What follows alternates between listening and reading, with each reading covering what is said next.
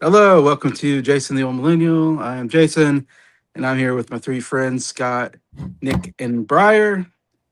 And we're back for another album exchange where we each provide an album for the rest of the group to listen to, and we review all four albums uh, on the channel. So this is the last one for this year. Obviously, this is New Year's Eve, December 31st, 2025. So the last time we're going to get together for this year.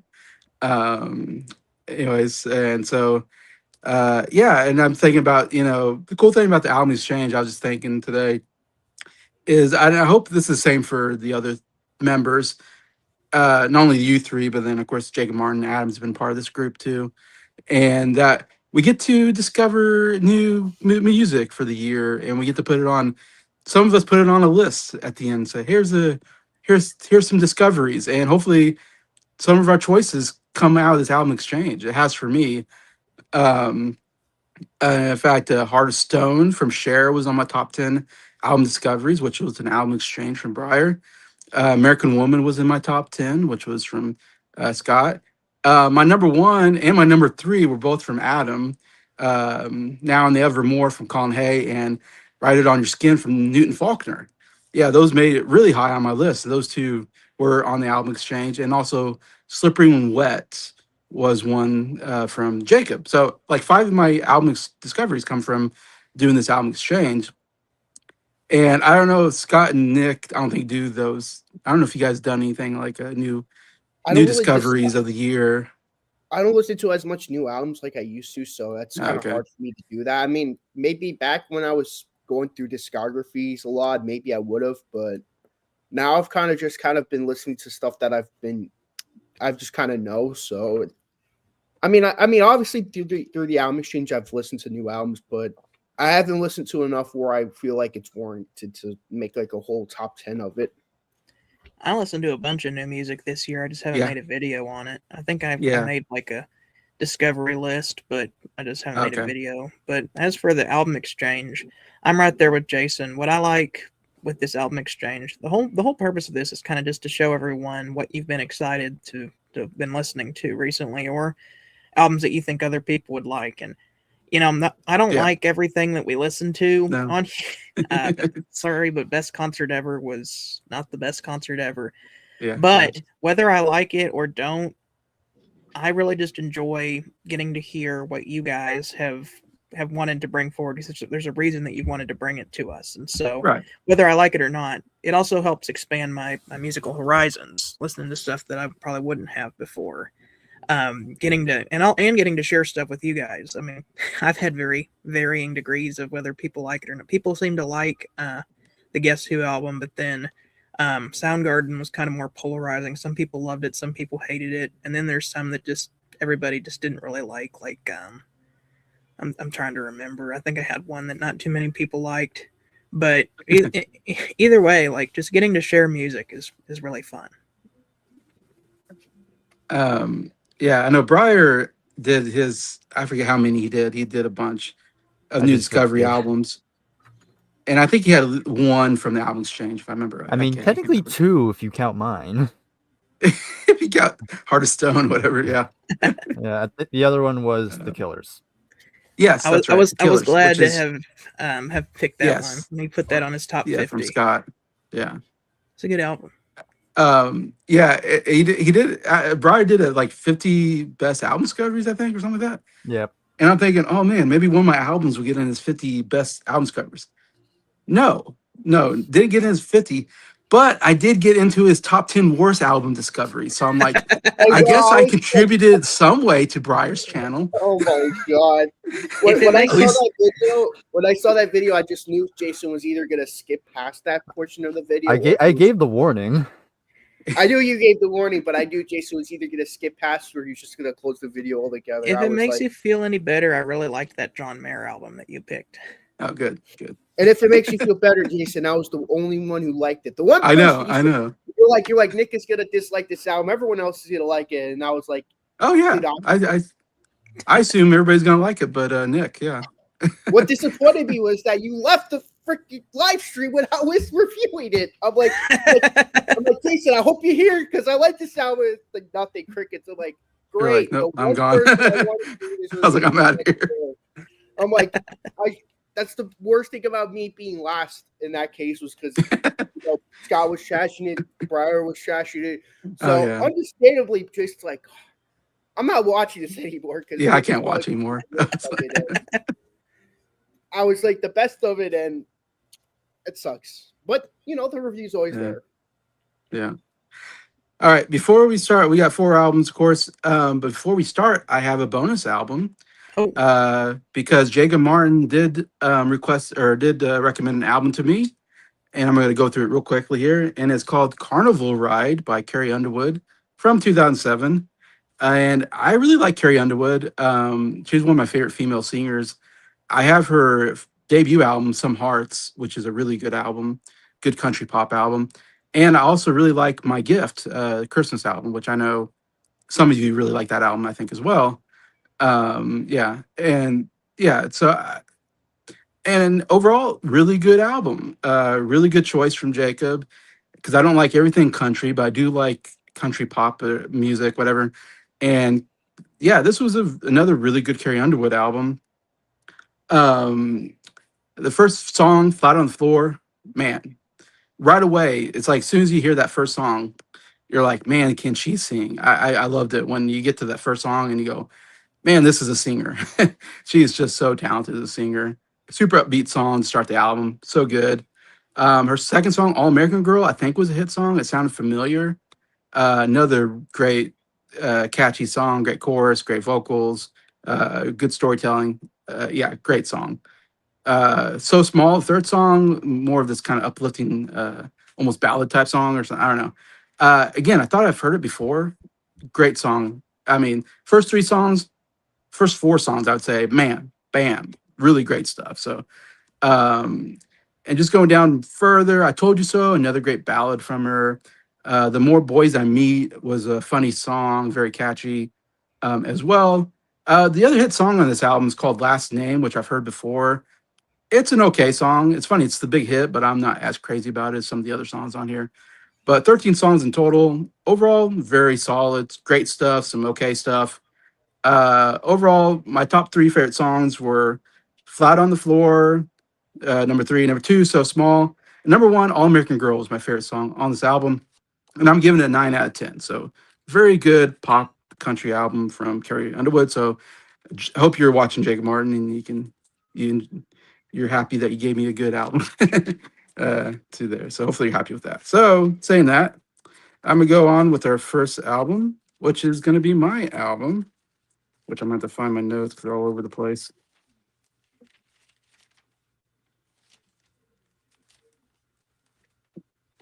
I have the CD here.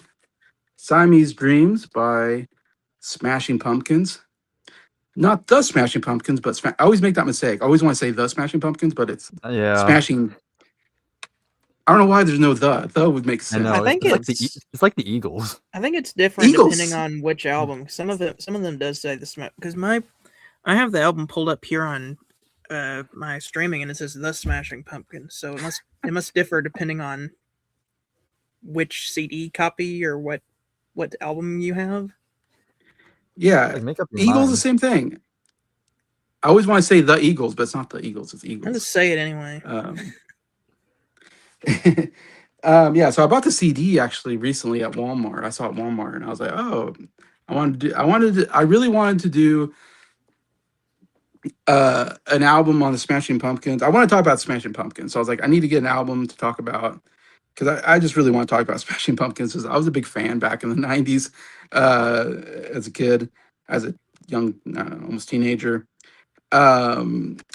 And the truth is, the album I really want to talk about is Melancholy and the Infinite Sadness.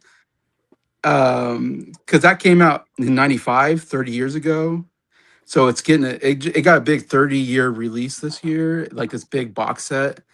Yeah. And I was a huge fan of Melancholy and Infinite Sadness back in 95. It was one of the first albums I got after I got What's the Story, Morning Glory. I got that album. I got Melancholy and Infinite Sadness. I got Recovery Satellites by Counting Crows. They're some of the first albums I bought. So I have a lot of nostalgia for those albums, and I listened to the heck out of that album. I absolutely loved it. It was like my favorite album at the time. Like, and this was me in '95. I was just starting to get into '90s music. All I was listening to was '60s and '70s music. And then '95, I got turned on. I did this in Album Exchange, the Jagged Little Pill from Alanis Morissette. I already talked about That's a my good one. sister. I like that one. Yeah, my sister introduced me to that album. That was the first album I ever heard that wasn't an album from the '60s, '70s period or whatever. And so I was like, huh, '90s rock. Okay, I kind of like it. And I kind of, and all my friends were listening to it. So I was like, okay, I'm going to get in more into the current music. At the time, I'm like, I wouldn't listen to current music. And I was like, I should listen to current music instead of just listening to oldies. But I still love, listen to oldies. But so yeah, so that was me getting into it. And um, a song that came out that I absolutely loved that got me into the Smashing Pumpkins was a song called 33, which is a really nice acoustic ballad song. Smashing Pumpkins, you think, they're kind of a grunge rock kind of band, of the early 90s, kind of that Nirvana, Soundgarden, whatever, kind of that's where they kind of come from. And anyways, I heard 33 and I was like, man, I love this song. And I was like, Melancholy and Infinite Sadness, like, oh, I gotta get this album. And so, and the reason why I'm not going to put the album on the Album Exchange is because it's a double album, but it's 28 songs, it's 2 hours long, and I was like, I'm not going to make the other people in my group listen to that album. I'm not going to force anybody to listen to that one. It's too much. Even for me, I was like, yeah, this is too much. I can't. We'd all end up like a rat in a cage if we listened to that. Oh yeah, you guys would hate me if I like listen to this 28 song album. To me, it's like the White Album. I mean, it's so long, it's incredible. Like again, they probably should have just made a single album. It'd be like one of the great single albums of all time. But it is a little much. But there's some amazing songs. Some of the best songs they ever put together, in my opinion, is on Melancholy and Infinite Sadness, including 33. Is still maybe my favorite Smashing Pumpkin song. Tonight, I absolutely love that song. That's my second favorite probably song ever. I mean, from Smashing Pumpkins, the orchestra music and everything. Oh my gosh, so good. Yeah, Bullet with Butterfly Wings was a big hit off of there. 1979 was a great, almost like more poppy-ish hit for them. That's a great song too that you hear a lot on the radio. Like I feel like that was like the most played on the radio from them. Muzzle is a great song on there as well. And there's a lot of, again, it's one of those albums that so much variety. You do get the heavy rock songs, and you get some songs that are very long, that are like way too long. And then you get these nice like ballads in there and pop song. I don't know. It is an interesting album overall. And one that I hold very dear to my heart because I really loved that album back 30 years ago when I first listened to it. So we're not talking about Melancholy and Sadness, but I thought the second best thing I can come up with was Siamese Dreams, which is their second album. Melancholy and Sadness is their third album. And this is their first like really big album. The first album I think is called Gish or something like that. I haven't heard that album. I don't think there's any hit I songs have that I it. know of. You have it? Yeah, it's okay. Okay. So this is kind of where they found their sound. This album. Yes, as far as I can tell, this is the album that really made the Smashing Pumpkins one of the big bands of the '90s. And it has some really big hits off of here that are really well known on the radio at this time, anyway. So it's a good album to talk about, I thought. But I wanted to mention Melancholy and Infinite Sadness because I have a lot of nostalgia for that album, and it got its 30-year anniversary this year. So I thought I wanted to mention that. But this album itself is another really good Smashing Pumpkins album for me. Came out in '93, so I was about 10 years old when this came out.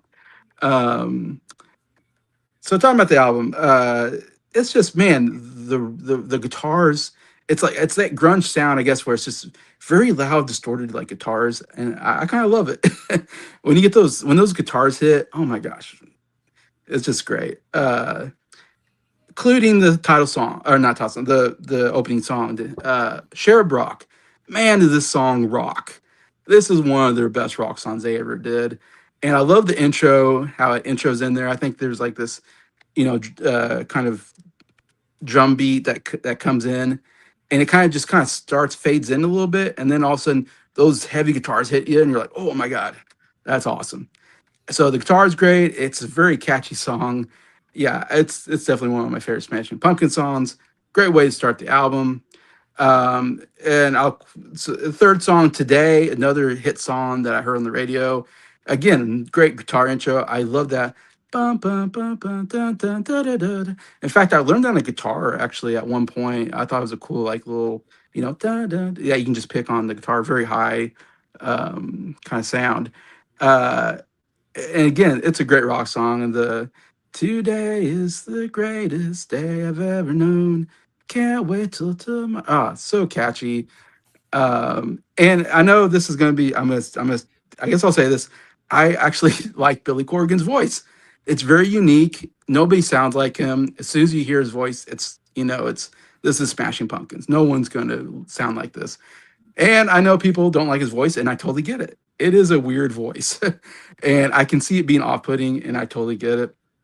And at some points, I don't like his voice too. I guess I don't like his screaming. When he does a rock song where he's like screaming, I'm like, I don't know. I like it when he sings a little softer. I think it's a very interesting voice.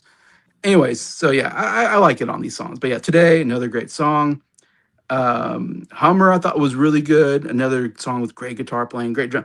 The drummer is really good. Like, and I seen videos of people talking about him being one of the great drummers from the '90s, which I'm forgetting his name on top of my mind. But I've seen other drummers talk about how good of a drummer this guy is. So he's kind of well respected and is amongst, like, I guess the hard rock grunge era, the '90s.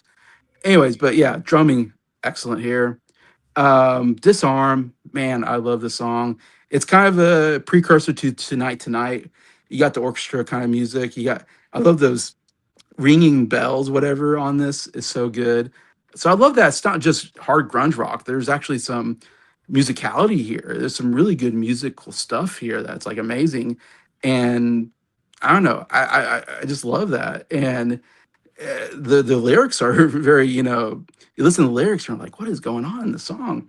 So I don't know. It's more than just a heavy rock. This album's more than just a heavy rock album. It's got some cool stuff like this. Super epic song, that chorus, his voice again, love it. The drums amazing. Yeah, Disarm is so good. Soma would be good. It's too long. It starts soft and then it comes into a rock song. I just wish it wasn't so long. And like I'll say this, Geek USA did not like that song. Silver F, I'll call it, did not care for that song. So there's some stuff that aren't great on here. Mayonnaise, amazing song. Another amazing intro. One of the best melodies on the whole album. It wasn't a hit song that I know of, but man, this should have been a hit song. I think it's one of the best on the album, in my opinion. Space Boy, I thought it was a good acoustic guitar song, some good strings in that one as well. Yeah, very good song there. And I would say Luna, I thought was a good closer. A little softer style song, but I thought really good. Even Sweet Sweet, it was a little too short, I guess, but it was fine. Anyways, overall, 13 songs. I mean, maybe it could have been shorter, and I would have taken out a couple of those really heavy stuff. But there's so much good stuff on this album. It's some of their best work, in my opinion. It's somebody who's a long time Smashing Pumpkins fan. Uh, the highs are really high. Now there are some lows on this album, but because of the highs, I really like this album. My top three, I'll give number three. I'm going with mayonnaise. I think that's so good, and I love mayonnaise. Anyways, I make a lot of mayonnaise sandwiches. But yeah, great. Number two, Cherub Rock, one of the greatest rock songs. And then number one for me is Disarm. I just love how epic it feels, the string arrangement, the bells, whatever, that ringing thing that he hits. It's so good. It's one of my favorite all time. So I'm gonna go with a 9 out of 10. It's not a 10 out of 10. It's not that good because there are some songs I really don't like on this album, but it's still a really solid uh, hard rock album, I think, from the '90s, and I have a lot of nostalgia for this period. So I'm gonna be very nice about it, maybe more than other people. But anyways, glad you let me talk a little bit about Smashing Pumpkins. I'm happy to talk about them and discuss the Smashing Pumpkins because nobody else really talks about them on our channel so much. So, anyways, so that's my thoughts of Siamese Dreams, and we'll go to Scott. All right. Well, if you've been watching our album exchanges or have been listening to me talk on other videos, you've known that I've been listening to a lot of 90s music this year because I've been trying to get more. I guess I was supposed to be out of my comfort zone, but then I discovered 90s music and heard like this is actually just an extension of 60s, 70s, 80s. It's just a little bit of a different style, and I really liked it. So this is kind of right up the alley of what I was listening to this year, style-wise. I was really glad whenever he picked this album. I did listen to the Melancholy and the Infinite Sadness album earlier this year, and a lot of my complaints I have with this album are the same complaints I have with that album. But on the other hand, a lot of the strengths this album has are a lot of strengths that I feel that album has as well. And I'll just go ahead and discuss some positives and some negatives before I get into the song by song. Number one, I'll go ahead and just get the negatives out of the way. That way we can get to the good stuff. But I do not like Billy Corgan's voice. Billy Corgan, if you look at his contemporaries are Chris Cornell, Kurt Cobain, Eddie Vedder, people like that. He's the weakest grunge singer. He sounds like Axl Rose with a sore throat, and I already don't like Axl Rose. So you can tell it. Vocally, this was kind of a rough album to get through. I will say he's not as bad on this album as he is on Melancholy and the Infinite Sadness. He's at least more normal sounding on this album. But that when you get to like, I'm still just ready. You know, that's when he goes full Billy Corgan. I hate when he goes full Billy Corgan. There are times when he holds back where it's one of the early albums. He's probably still finding his voice, and I don't like it when he finds his voice. That's the biggest gripe that I have with this album. Everything else I really like about this album. The other thing I'll say is that I feel like the album was not too long. A lot of 90s albums feel like, they're too long, too many songs. I felt like this album was not too long. I just felt like not as many of the tracks stood out. There were some heavy hitters on there, but then there was a lot of just, that song was just kind of there. But here's where I'll get to my positives. The songs that do stand out are really good.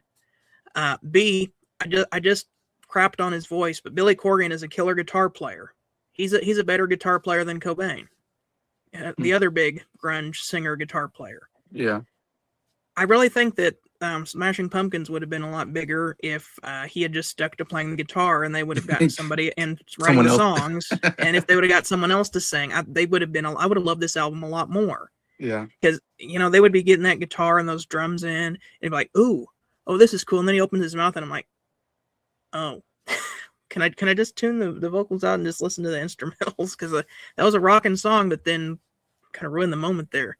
But there are a few songs on here that even with the vocals, really good. And some of the songs, the vocals are more toned back, which are good. Especially my top two on this album, his vocals don't bother me. So you'll like that, Jason. One of them is the very first song on this album, Cherub Rock. Yeah. That song was fantastic. I loved that. I had never actually heard this song before, but as soon as that guitar kind of kicked in with that I was like, oh, okay, what we got going on here?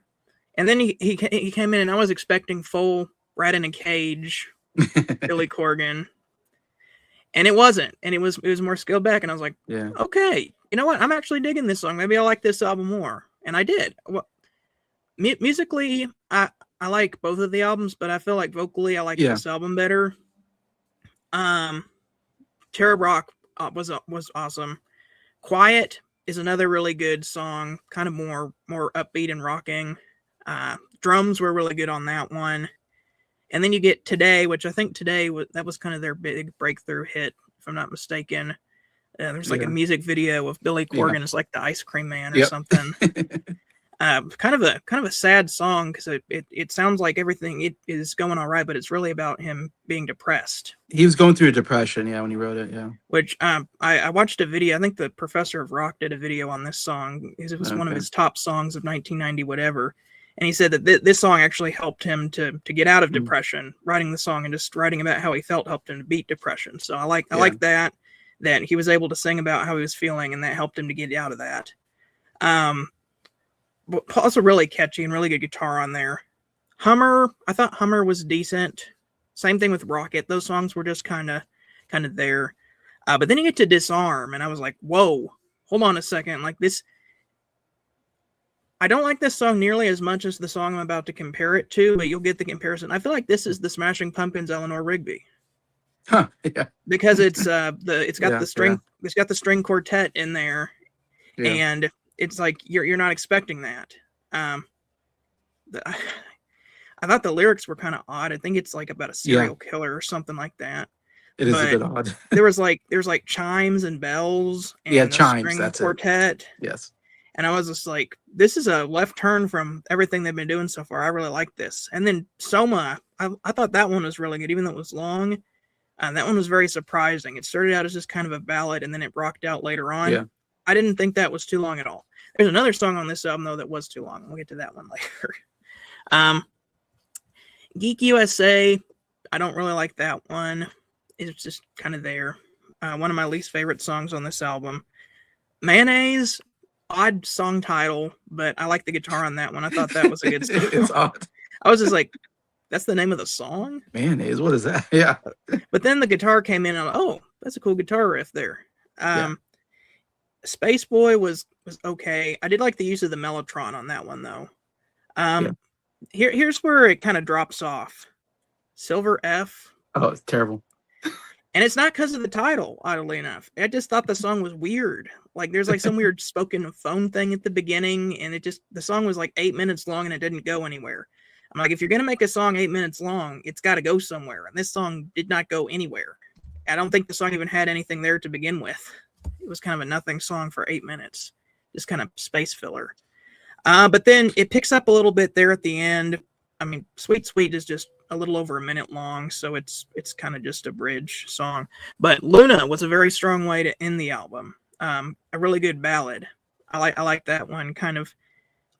There was a lot of intense songs on this album, but then you kind of scale it back there for the ballad at the end. And I kind of like. Yeah. One of the things that I liked about this album was kind of it wasn't all in your face all the time. Like you would get your Cherub Rocks and your Quiets and your second half Somas, but you also get your Disarms and your Lunas, the quieter songs.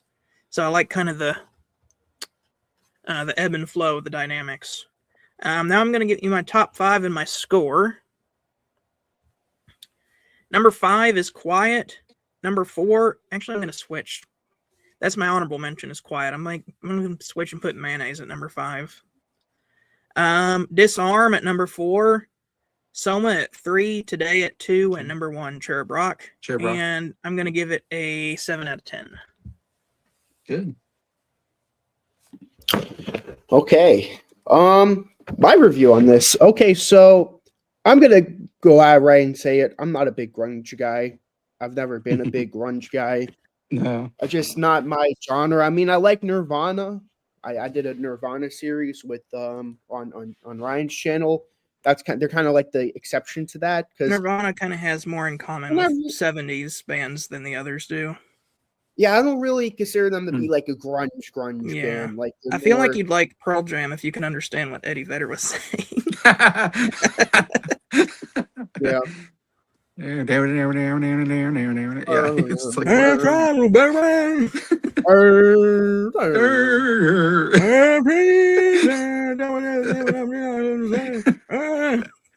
I'll go right out and say it.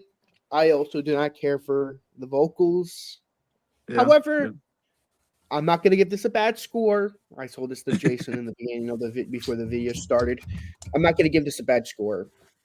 My biggest complaint, though, what is that album cover? Siamese I don't know why. Twins. 2 girls, yeah. It's Siamese I don't Twins. I don't like about these 90s. That's my biggest complaint about these 90s albums is these album covers. Like you got the Naked Baby on Nirvana. yeah. You have weird Siamese Twins thing on. I get it's the album name, but Whatever the heck that elf is on the Soundgarden album. Chris Cornell is I like know, an elf or whatever. I do like Melancholy and the Infinite Sadness. I do like that album cover. That one's got a cool album cover. I'll give you that. That is a good album cover. But let's get right into the positives because there are positives actually. All right. Music is awesome. Musically, this is an awesome album. the hard rock sections of this album reminds me of. It sounded like they listened to. This is what I'm saying through my notes. It sounded like they listened to Volume 4 Black Sabbath before making this album. Okay. It has some of that fuzz and that lower range heavy metalness that Volume 4 had that I really enjoyed. Maybe they might have had some cocaine before making the album. Who knows? Billy Corgan was a big Black Sabbath fan, so I hear the influence. I hear the Black Sabbath influence on this one. Oh, you yeah, and it also comes. I think I've seen many interviews with Billy Corgan, and from what I've gathered, he has a very eclectic taste. So he knows a lot about different bands. He's a pretty smart guy. Yeah. So I was to say, I said it on my notes. I'm like, this sounds like they were listening to Black Sabbath Volume 4 before making this album. That's a good point. Yeah. I said this before. I really like the Volume 4 sound, and I've always wished there was another album that sounded similar to it. Well, my wish is half granted because this album very much reminded me of that. Another big positive. There's a lot of great slower songs on this album. I thought it was going to be all grunge and a lot of hard stuff. There are a lot of slower songs on here that I really liked. Of course, I know the very famous Today. Today is the greatest. Somewhere around those lines. Yeah. This Disarm. That's a really good discovery. Never heard that song before. Yeah. This album. Sweet Sweet, I really enjoyed. Churub Rock, the opener, that's a great song. Same with Quiet. So there's some songs that I really like. Mayonnaise, Luna to close the album out. But now here's the negatives. Vocally, yes, again, kind of ruins the album. Silver Fuck. I don't like this song at all. It's just 8 minutes of nothing. I don't like. I'm happy you don't like it because I was afraid. I was like, oh, 8 minutes of nothing. And just be like, that's like my favorite song on the album. No. I do not care for that one. I'm kind of with Scott. Hummer and Rocket. Those two songs are just kind of okay. Geek USA, I think is pretty good. But yeah, vocally, man, if they would have gotten someone, that's my biggest problem with these 90s albums is that musically they're getting better. You can hear musically they're just getting better and better, with the new technology and all that. But vocally, I feel like this is like the generation of when vocally they just didn't care. Like compared to like the 60s and 70s, like you have some of the best vocalists like Freddie Mercury, the Beatles, Mamas and Papas, the Who. You got even the other two vocalists of Queen, Roger Taylor and Brian May. Even them, like I feel like you got the great music and great vocals. Now it's like the 90s. My biggest problem with it is vocally. I feel like vocally they thought of that last, like, oh, we got to put vocals on here, so just throw some half-assed vocals that we made last second. Sorry, that's just how I feel about 90s rock. I feel like that's like the music is like their main focus, which I could get behind that because they do a good job at that. But I feel like vocally they're like, oh yeah, vocals, we got to put that. I made a vocal track like a week ago. We could put that on the song. Yeah, that's just how I feel. That's why when we go through the top albums of the 90s, you'll probably see me put a lot of rap albums, rap albums, rock albums, because they were very focused on the vocals.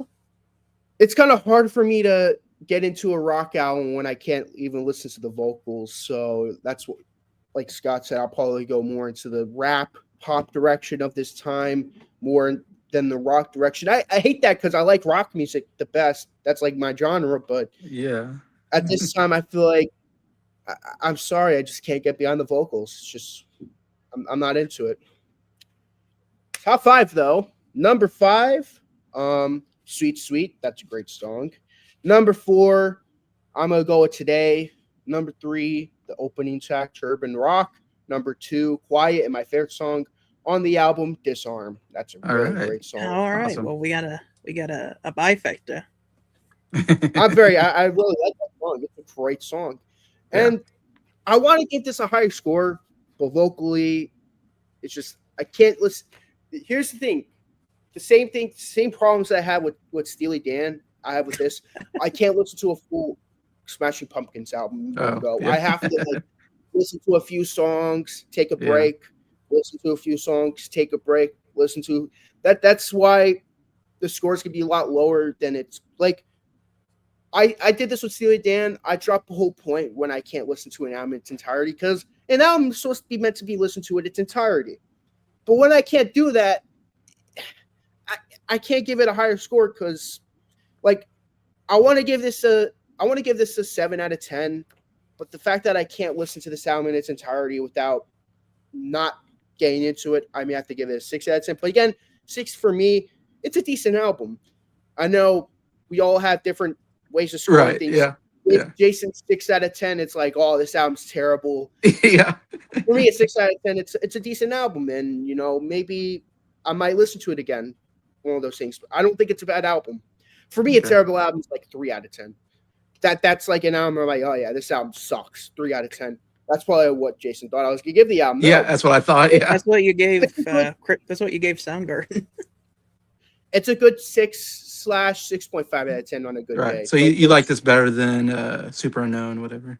Yeah. Yeah, I think I like this better because musically, I think this is a really good musically album. And plus, there's some songs that I really like, and I will go back to, like Disarm, Today, Turban Rock, Quiet. Those are 4 songs that I would go back to. So I gotta give it a higher score for those songs alone. But overall, it's a good album. It's a decent album. It's not like an album that I would go back to over and over. But I'm happy to tell this to Jason when I say I think it's a decent album. I think this is a good album to start with if you want to listen to Smashing Pumpkins. Yeah, this is a good introduction to them. Good introduction. Before you get to Melancholy and Sadness, that's a bit much. So I mean, when we do eventually get to that year, 1995, I'll give it a try. I mean, all right, hey, try it. I thought this album was decent. When I listen to a decent album, I'm like, okay, maybe I should try their better album. The album that Jason thinks is better. Maybe I might like it better. Who knows? Even though I feel like his vocals are a lot worse on that album, the songs are a lot better. So if you're willing to make that trade, there's so many good songs on the album. But I'm willing to make that trade. I'll give it a try. I do like Tonight and 1979 and those songs there, but you just have to prepare yourself that the vocals are a little rough. Okay. All right. Sorry, Bryer. You can bring us home on this album. All right.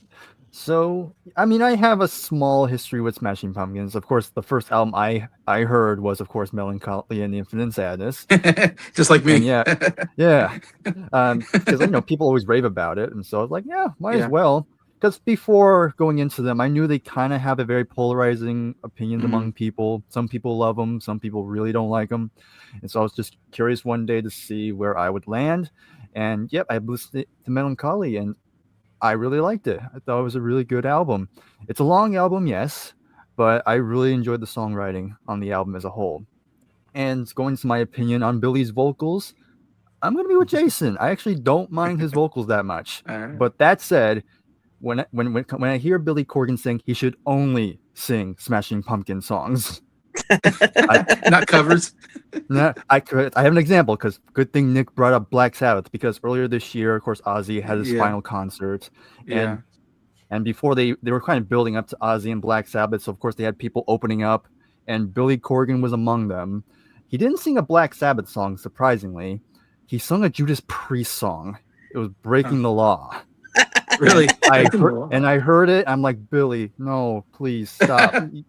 You're not meant for this type of singing. Billy Corgan up there, breaking the law. It was kind of like that. Yeah, it was not good. But when it comes to his own material, he can do whatever he wants. But stay away from any metal songs. But any case, so this was the second album I bought, of course. because it usually it's like this like second place among Smashing Pumpkin fans. And overall, again, it's a pretty strong album. I really do like this album quite a bit. But like I think most of us said, there's definitely songs that definitely aren't as strong as other songs, which I'll get into right now.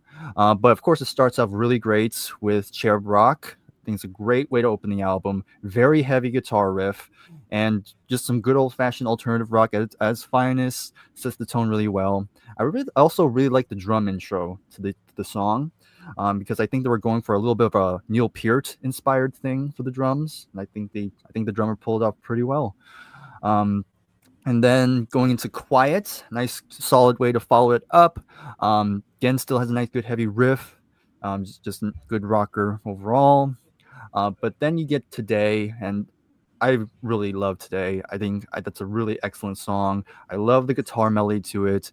It does have a slightly more commercial sound to it, but the lyrics are very dark, which I'm into sad stuff, so it was up my alley. But there are some really great switch ups when it goes from verse to chorus. I think it sounds really good, and definitely has some of Billy's best vocals on the album. So yeah, always really enjoyed that song. And then kind of similar to Scott and Nick, yeah, Hummer and Rocket are definitely the weaker songs on here. They're okay, but they're not really songs I'm going to go back to too often. But Disarm was a good song, of course. Again, the acoustic guitar and was great, and love the string arrangement on that one too. Just a nice change of pace on the album. So that's definitely a big highlight for sure. Soma, pretty good song. I think it was pretty cool. I actually looked it up. There's like 40 guitar overdubs on this song, so which is kind of interesting. And they're definitely taking notes from psychedelic rock on this one. But I was actually kind of vibing with that one. Geek USA, I agree. That's one of the strongest songs again. But it picks up yet again with Mayonnaise. Again, probably one of the dumber song titles on here, but it's still, that's another highlight for sure. Again, once again, that guitar melody is really nice, and just really enjoyed the songwriting overall. So that's another highlight for sure. Space Boy, yeah, that's another whatever. Didn't really care for that one, but I guess it makes sense. It's very spacey. So a lot of Mellotron on here, so I guess it fits.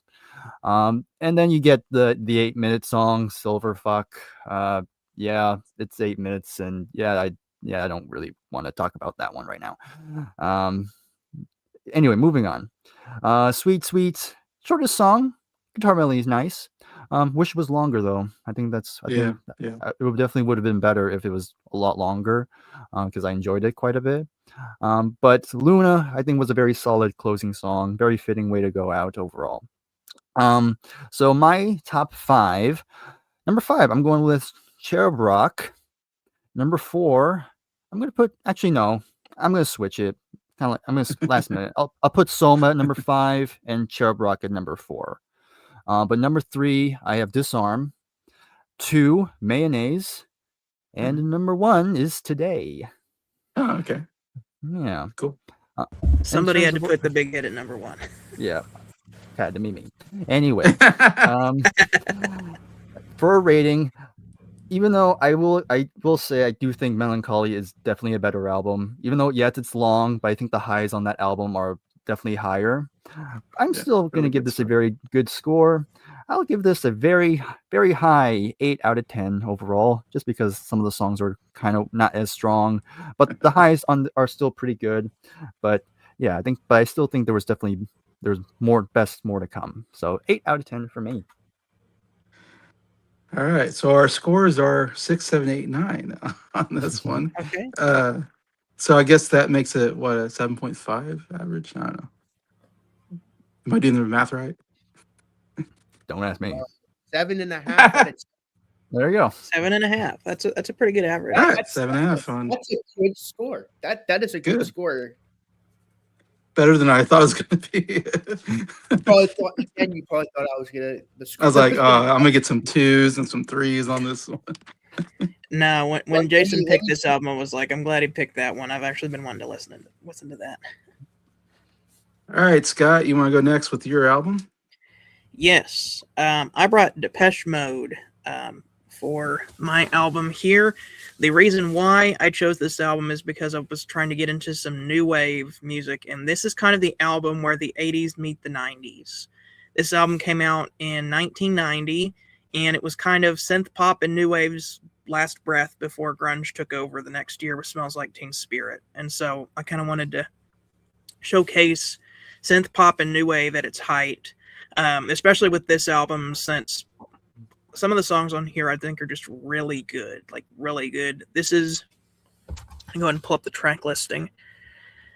But not only I think is the songwriting very good, but it's also a really good art piece. Just sitting back and listening to even just like the production side of this album, so many layers of synthesizers and sound effects and samples went into the making of this record. You can dance to it, you can vibe to it. It's the first time you hear it, you just don't know what to do with it, really. The first time I heard this, I'm like, what is this album? Like, there's all these synthesizers and stuff. It's got a cool sound, but I don't know what's going on. But the more I've listened to this, the more I'm just like, if you just sit back and let the music on this album just wash over you is kind of the best way to enjoy it. But as for the songs themselves, get that track listing. I pulled up my top 5. Okay. It starts out with World in My Eyes, which this song has a really cool chord progression. A lot of these songs don't exactly do what you think they're going to do. You think they're going to do something major, and then they go to a minor chord. And you're like, oh, that's kind of unexpected. And when you combine that with all the synthesizers and the production on there, there's a lot of like synthesizer choir on this album. Like, it's not a real choir, but it's like they're using a choir sound on a synthesizer, and I think that's super cool, and it gives it kind of an eerie vibe. Good bass as well on this album, whether it's synthesizer bass or an actual bass. The bass is always good as well. But this first song, World in My Eyes, just kind of sets the tone for the rest of the album. You know right what you're getting into as soon as you hear it, because a lot of the songs sound like this song. They just have, it's like a similar vibe, but different songs. The next song, Sweetest Perfection, I think that's really good as well. That one's got more of a ballad feel to it. Still very, like, none of these songs are really upbeat is the thing. They're all kind of slower, but some of them are kind of like a slow burn, and this one is a slow burn. The more and more you get into it, the more it kind of builds up. Then you have one of the singles, Personal Jesus, which I think is kind of an odd lyric. I don't know what was going on whenever I think they heard something where like Johnny Cash and June Carter talking about their relationship and said that's what Johnny Cash was like. But I never liked the lyric to this song, but I like the music. I like the guitar riff on that. The kind of guitar riff on that. It's not one of my favorite songs on the album, even though it was one of the singles. I like the other single on this album a lot better, which we'll get to in just a second. But then we get Halo, which is another really cool, really vibey song with some cool synthesizer on there. Waiting for the Night is probably the slowest song on the album, but it's also one of the moodiest ones, and I like that about it. It just kind of is very quiet, but then it builds up to where it gets louder later on, especially when it goes, I'm waiting for the night to change. And then it goes from minor to major there, which is really cool. My favorite song on this album is the big single, which is the next song, Enjoy the Silence. I love this song. This song is amazing. The first time I heard this, I was like, whoa. I mean, I'd heard it before in passing because I used to play it at my old work's cafeteria, and so I knew the music to it, but I never really listened to it. And I listened to the song, and I was like, this song is super cool. First off, the production aspect, it's got that synth choir, just like whoa, whoa, whoa. But then you got the other synthesizers. It's like, and then you got the guitar,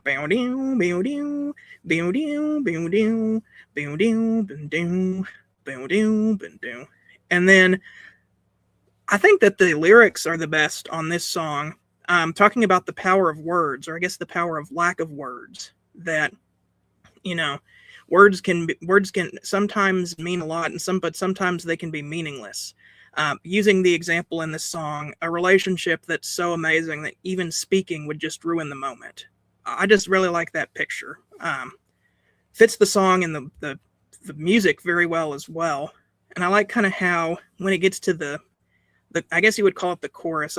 This song doesn't really have a typical verse chorus structure, but whenever it gets to all I ever wanted, all I ever needed is here in my arms. Words are very unnecessary. They can only do harm. And then it gets to that major chord, but then it goes back to the it just cuts out in the drums. Every time it goes to that guitar, it's so good. And then the synthesizer comes in. And then the song fades out. This is not on the single version. This is only on the album, but it kind of fades out and you get just a few seconds of nothing. And then it just goes, enjoy the silence. It's like, oh, I get it. Because you get a second to enjoy the silence yourself there. That's not on the single, but that's on the album. I think that's really cool how it does that. And it goes into some kind of hidden track. I don't know what the heck the hidden track is. I usually I only listen to that if I'm listen to the whole album. If not, I'll just hit skip if this song comes on shuffle. As soon as they say enjoy the silence, I just go to the next one because I don't care about the hidden track. I like all the tracks on here. It's just like some instrumental that's like 30 seconds. Policy of Truth is another one of my favorite songs on this album. This is probably the most upbeat song on the album and has some really cool synthesizer on it. Cool. I know it's a drum machine, but the drum machine that they programmed has a really good beat to it. Just kind of keeps you listening the whole time. Bluegrass is probably like the closest thing to a ballad that you could find on this album. I really like that one. Kind of very happy sounding. A lot of the songs on this album are very like have kind of this ominous feel to them, but this song is the happiest sounding one on the album. And then the last song, Clean, another really good song on here with great synthesizer work. I like every song on this album. If I'm going to go for my top 5, number 5, Sweetest Perfection. Number 4, Waiting for the Night. Number 3, World in My Eyes. Number 2, Policy of Truth, and I already spoiled it. Number 1, definitely Enjoy the Silence. And I'm actually going to do 10 out of 10 on this one, just because even though I've only heard this album a few times, so I can't really describe the songs to a T right now, but every time I listen to it, it just stands alone as like this great art piece that you just put on, and it's like you can pinpoint it to a time and a place. This is the pinnacle of new wave and synth pop. This is what it sounded like right before grunge music kind of took over the next year, and so that's why I chose this album, is so that we could get a good snapshot of new wave and synth pop. Awesome. All right, Nick, you want to go next? Yes. Okay, so so we got the grunge album, we got the some 90s albums, yeah.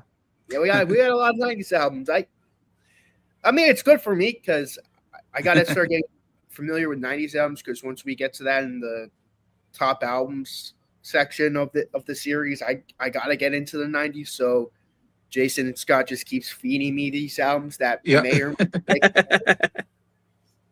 But okay, let's my first off, again, I thought this was a good album. I didn't know what to expect. I mean, I'm going to be honest, I haven't been getting into a lot of what Scott has been suggesting, and I hate that, because I want to get into these albums that Scott brings up, because I know he really likes them, and I want to get into them too, but I just like stuff like Soundgarden stuff. It's hard for me to get into because it's just not my genre of music. But there's stuff in it that I do like. But this album, on the other hand, Scott, you'll be very happy to know, I like this album. This is a good album. This is the best album that he has suggested so far. That's 90s related. Wait, better than Bittersweet Symphony? That was a 90s album? That was 97. Yeah. Well, that's different though. That wasn't like grunge or synthy. That was like reminded me of like 70s, 80s music. This is like the first album where I'm like, you know what? This is like grunge / synth that Scott's into, that I am into. So I'm very happy to tell Scott that this is like the first album like that I'm like, this is a good album. Really good album, actually. Well, I gave my score on the album exchange group, and I'll give it here once I've done reviewing the album.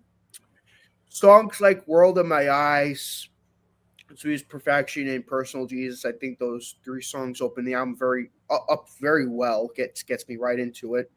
Halo and Waiting for the Night, I think those 2 songs are definitely bring the album down a little for me, especially Waiting for the Night. I think that song's a little too slower for my liking, but then it brings it right back up with the 2 best songs on the album, Enjoy the Silence and Policy of Truth. Those 2 songs are amazing. Those 2 songs are definitely those 2 songs that I've been going back to on their own, especially Policy of Truth. That's my favorite song on the album.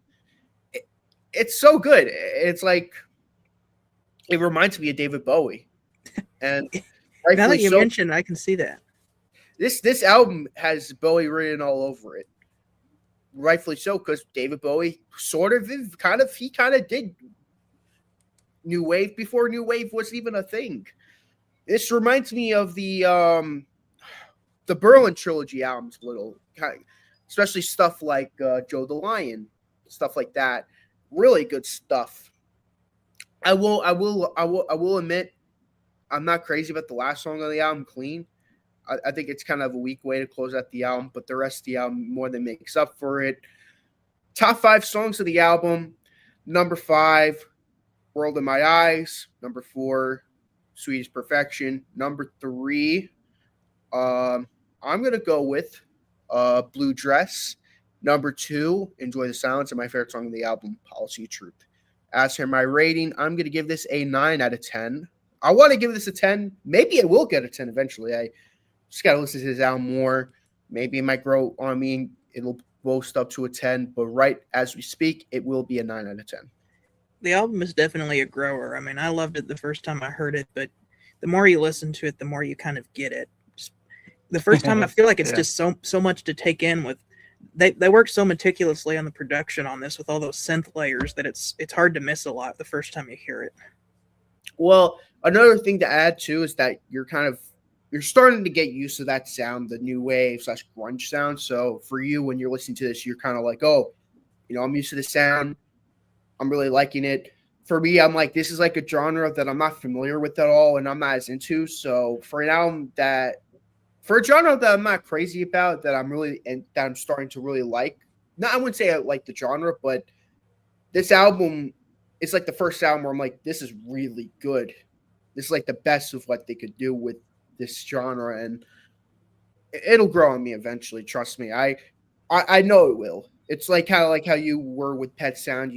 Yeah. The score keeps going up and up. That's how it's gonna be for me. I think this album's gonna get better and better. If you like this, check out Duran Duran in the 80s. They have a similar vibe, but they're a lot more.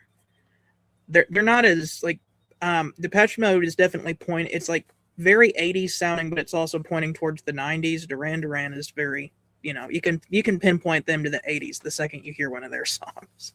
I've heard Rio before. That's a good album. I love that one. Hungry Like a Wolf. That's a really good song. Yeah. Oh yeah. All right, Bryer, you want to go next on Violator? All right. Okay. So yeah. So I also have this on CD, and I've had this for quite some time because another one of those examples where when people point out to what's the best Depeche Mode album, this is usually the people usually talk about. Okay.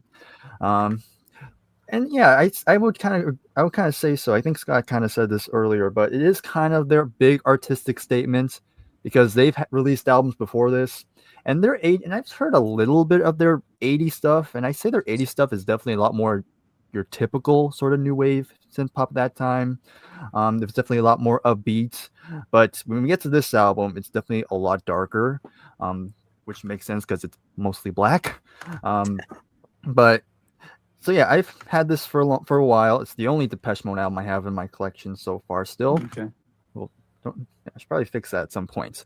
Music for the masses. If you want to get another one, get Music for the Masses. Okay, no, it's the title is misleading because even though it has a lot of hits on it, but it's not like it's still very artistic like that album. Gotcha. But So yeah, this is kind of me revisiting to it yet again because it's been a while since I've heard it, and it's kind of the same opinion I have now when I first heard it. I still really enjoy this album. I think it's there's some really good songs on here, um, which I'll go into the track listing right now. World in the Eyes, great way to open the album, sets the tone really well. Lots of keyboards, which to be expected, but this one has a great groove to it, which I really like. I mean, and I know we brought up David Bowie a little bit, but I mean, I'm speaking for myself because I'm the only one who's into this band, but I also get a lot of Joy Division from them, especially the lead singer because he has a very low voice, and that's the same thing Joy Division utilized. So that is another point to this album which I really dig. Sweet is Perfection, pretty solid song. It's not one of my favorites here. I will say I don't hate any of these songs, but there's definitely songs I just prefer more. And this is one of the songs I like, but it's not really my go-to. But again, has a very eerie soundscape. Again, has a very darker vocal delivery, which I dug. Then you get to the big one of the singles, Personal Jesus, and I've always liked that song. Again, just one of the more upbeat sort of sounding songs with a great drum beat. I like the guitar melody a bit, and there's pretty catchy overall. So I've always liked that one. Halo is another one of the songs that I like, but it's not my favorite. But I do like the chorus. I think the chorus was definitely my favorite part of that song. And then Waiting for the Night, which was another song which I really like quite a bit. Has a very alluring intro. I think it kind of entices you. And I like the vocals again on here. Nice keyboard melody. And it stays moody for the most part. It does build a little bit, but it's still yet calming. Like I just feel chill kind of hearing that one. So I still really like that one. But like Scott, the next song is also my favorite song. It's always been my favorite song. It probably will always be my favorite Depeche Mode song. And of course, it's Enjoy the Silence. It's the first song I heard from them. I just loved it first time I heard it. Again, the beat is great. That guitar melody is just so infectious. And again, I love the vocal delivery. And the chorus is is very memorable, and the lyrics are great. I always relate to the lyrics quite a bit, and definitely has the best production out of the rest. So I've always loved that song. Of course, the CD version does lump it with the hidden track, which is kind of sucks because I kind of want to get rid of it, because I don't care. Because I don't care for that hidden track as well. It's called Crucified, by the way. But I kind of would wish it was not part of it. So if I ever do listen to Enjoy the Silence, I go for the single version.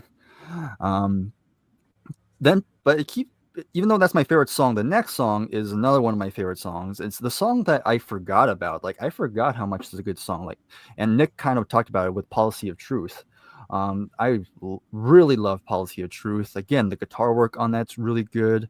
Synth work is really nice. And again, that chorus is just very, very memorable. Definitely another highlight for me. And then you get to Blue Dress. Another song I really like. I think the vocals again are pretty good.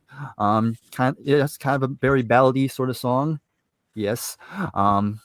There is another hidden track, I guess a little hidden track, a tiny bit here on this one too, but it's not too bad, not as long. But I've always liked that song too. And then the last song, Clean, pretty solid closing number. I have read that it is very inspired from One of These Days by Pink Floyd, which you can very tell with the bass riff. It's very similar. But overall, it's still a pretty decent way to close out the album. But again, not one of my all-time favorites. So my top 5, I'm going to go with Blue Dress at number 5. Number 4, World in the Eyes. Number 3, Personal Jesus. 2, Policy of Truth. And my number 1, spoiled it already, Enjoy the Silence. And wow. In terms of my rating, I'm going to give this a 9 out of 10. I definitely agree with Scott. I think this album does get better the more you give it more listens. And this was definitely a nice revisit. So very, very good album. All right, so time for my review on this album. And I'm going to bring the score quite a bit down on mine. Depeche Mode. I've heard this name before. I don't know if I know anything from them. Surely they have a big hit there. I'm not thinking of because Enjoy I've the heard the band. silence. It's right here. If that is, I've never heard this song before. Um, so it's like one of those bands. I'm like, oh, when Scott puts a band that I'm like, oh, I've heard of that band. I've never heard an album. So it's always interesting to hear an album. Go, okay, now I can get into what this band is. And so Violator, okay, let's listen to this. So I listened to the album, and I was like, I don't know what I just listened to. Like, what is this? I asked the question on our music junkies thing. I said, what is this? Like, what is this genre? And everybody's like electric pop, I think, or synthesizer or new wave. And I was like, okay, because my brain couldn't comprehend what genre I'm listening to. I was listening, going, it's not rock, it's not pop, it's not prog. I don't know. It's not. I don't know what it is. It's just different than anything I've heard before, in my opinion. So yeah, I listened to it. I was like, oh gosh, I don't know about this album. So I gave it a second listen because I thought, oh, it's probably an album that has to grow on you. And I'm sure it still is an album that has to grow on you because it just doesn't pop right away. It does. I don't remember anything. I don't remember a catchy chorus really, or a catchy melody, or a great guitar solo. There's nothing that makes me go, oh yeah, that was great. That really stood out. Nothing really stood out to me. So I listened the second time, and I kind of came away with the same feeling, like I don't care for this style of music. Very synth heavy, electric. What am I saying it right? It's like new Electric, wave. new wave, Yeah. electric Synth pop or pop. something. Whatever. I don't know. I just couldn't. It didn't grow on me in two listens. That's all I can say. Um, I don't know. I was just bored with the music. By the time I got to the end, I was like, oh gosh, I don't think I'd ever want to listen to this again. Or if there's another album with this style, I don't think I'd be like, it just doesn't seem like my kind of style. If you like the style, it's probably good. It's just a style I'm not into. It's just one of those things. I'm guessing because I was like, you guys gave a great score, so I'm like, okay, so I'm the odd man out on this one, and I'm guessing it's because of the production. It is good production, it's very interesting. All the sounds are in there. I guess if you like that, that's what I'm guessing you like about it. I guess I'm looking for something more catchy. I don't know, something that catches my interest more. Uh, I would say three songs that I didn't think were too bad. One was Halo. Another one was Waiting for the Night. I thought melodies were decent. And Policy for the Truth, I thought had the best chorus on the whole album. I was like, okay, this is something I can, kind of listen to. Um, anyway, so I don't know. I don't have much more to say than that. And so, yeah, my top three. Number three, Waiting for the Night. Number two, Halo. And number one, Policy of Truth. I thought was the best song on the album. And I know, Bryer, you talked about that song. So I think I'm somewhat in the realm of what you guys thought on Policy those of three. Truth is everybody's at least number one or number two. So Okay. Yeah. we So all I'm like with that you on one. that. I'm with you on Policy of Truth for sure. I don't know if anybody mentioned the other two songs as much. Anyways, so yeah, I'm giving it 5 out of 10. I'm sorry. It's a bad score. I'm sorry. It's just what I felt when I was listening to this album. It's just not for me. That's it. It's like, I get it if you like it. I don't know. It's just not my genre, I guess, It's or my fine. That's style. all right. I'm sorry. No, you I hate giving a bad score, but that's just don't apologize for your opinion. If you don't like it, you don't like it. Now we're even with Jonathan Colton. yeah. Again, yeah. I don't want to bash out too much. It wasn't for me. I don't know. That's all I gotta say. So I'm sorry I brought the score down because it was 10.99 and then I gave it the 5. So it was like a 9.5 until I put my thing in there. So now I'm not sure what it would be. Maybe similar to the Siamese Dreams one. Let me see. Calculator. What was your score again?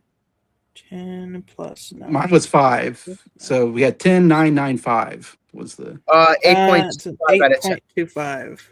Yeah, so we'll Okay. round it down to 8. So 8 out of far 10. we got I think we got an 8 out of 10 album. We got Okay. a 7.5 album and Okay, so the average is still good, Scott. So Yeah. Yeah. all right. Next, we'll go to Nick for his album. What did you bring out, Nick? I brought the Bee Gees early 70s album, Trafalgar. Yes. And telling by Bryer not bringing up a CD. I assuming he didn't get the CD. It's I'm probably still in my CD ban, so I couldn't get it. fair enough. Fair enough. Okay. But just use your imagination. Pretend like Bryer did get the CD. If you know, you know. Hopefully, I'm not too old with making that reference. But yeah, so just want to go through the Bee Gees discography just a tiny bit before then. So before we got their early 60s albums, 65 and 66, with them just in Australia. Just I'm not even going to name the albums, not important. Then we get the 60s run, Bee Gees First, Horizontal, Idea, and Odessa. Those are like their first four real good albums. That's right. Yeah. That's where it's like they're more like psychedelic ballad. Not many ballads, a lot of slower songs, but it's like psychedelic kind of Beatle influence. Period. I've Then heard you those got four albums. They're all pretty good. Then you got their two 70s albums. They're 1970. They've released two albums in 1970. One with that Robin Gibb, which was Cucumber Castle. I really liked that album. That was one of the first Bee Gees albums I've ever heard. I was really young. The album cover got my notice because it's like two guys, and it was like the two guys in armor, like knights. Then you got 2 Years On with Robin Gibb. So it's kind of like a transition from their 60s. So there's what I call their more, I wouldn't call it a ballad period, more so melancholic period, where it's them kind of, there's no real like big song on here. Like I wouldn't say big as in like hit, but I would like, there's no like song where it's like fast paced, like, To Love Somebody, or, it's all slower songs. And if you're a BG fan like I am, and you're familiar with the song How Can You Mend a Broken Heart, the whole album is very similar to that song. It's like melancholic, slow, but really nice sounding at the same time, which that's how the album starts out, and it just doesn't go up from there. It's kind of like the same pace, which if you don't like this album, I would not recommend listening to Whom It May Concern or Life in a Tin Can, because it's most of that, those two albums after this album, it's pretty much Trafalgar, but with a different album name. It's just the same kind of like melancholic, slower vibe. It got to a point where people lost interest in the Bee Gees. People started losing interest in the Bee Gees because people were like, well, there's no like big song that's going to keep my attention. Mm-hmm. Why am I going to listen to a whole album just slower songs? Then you got an album like Mr. Natural, where kind of it's the same thing, but it starts to pick it up a little. There's a couple of songs that kind of preludes, and then you got Main Course, which Main Course has. It's when they start kind of going into that disco era, which I don't think disco, it's more R&B, but I'll end the BG story there because there's no reason. We all know how it ends up. Yes. And Saturday Night Fever, the BG parts are so good. The rest of the album I don't care for, but I love the BG parts on that album. If it was just the Bee Gees songs, it probably would have sold just as many copies, because that's what they bought it for. It's so good, the Bee Gees stuff. Fun fact with that album. Sorry, now we're going back to the mid to late 70s with that. They were making the album. They were making an album of just those songs. They were making, Staying Alive, How Deep You Should Love, Night Fever. And they were like, hey, you want to make a movie soundtrack? It was like, well, we're making songs for an album already. Like, hey, you could use those songs for the movie. And, well, that's where it ended up. Kind of wish we could have heard the rest of that album. Part of me wished there was an album where it's like the best stuff from Children of the World and all the Saturday Night Fever songs made that into an album, or maybe make another album with those new songs that we were making, because they made 4 songs, More Than a Woman, Night Fever, How Deep Is Love, and Staying Alive. I'm like, imagine like a 10-song album. I think they were about to make like a really good album, and then they're like, that was their peak. That was their peak when they wrote those songs, and it was for a movie soundtrack. Yeah, it wasn't even supposed to be a movie soundtrack. It was supposed to be it was going to be on their new album, whatever the album. Best one. I mean, it was album of the year. It was a very popular album, but yeah, it probably would have been their Invisible Touch. The way they were going, it was probably gonna be like an album full of hit songs. But if only that it was whatever. It's kind of like Smile. The only thing you could do is just think about what could have been. Going back to early 70s Bee Gees, we got Trafalgar. And one thing you'll notice about early Bee Gees is no falsetto from Barry Gibb. That's the first thing you noticed. There's a little bit of falsetto on How Can You Mend a Broken Heart, but not like you would expect from like 70s Bee Gees, like with like Staying Alive and all that. But again, you open up the album with How Can You Mend a Broken Heart. That is an amazing opening track. I love that song. That's a song that makes you go, wow. It's a really good song. Then you follow that up with Israel, which another really good melancholic song. Again, the album doesn't pick up in pace after the song. It's kind of like the same tempo most of the album. Greatest Man in the World, I really enjoy.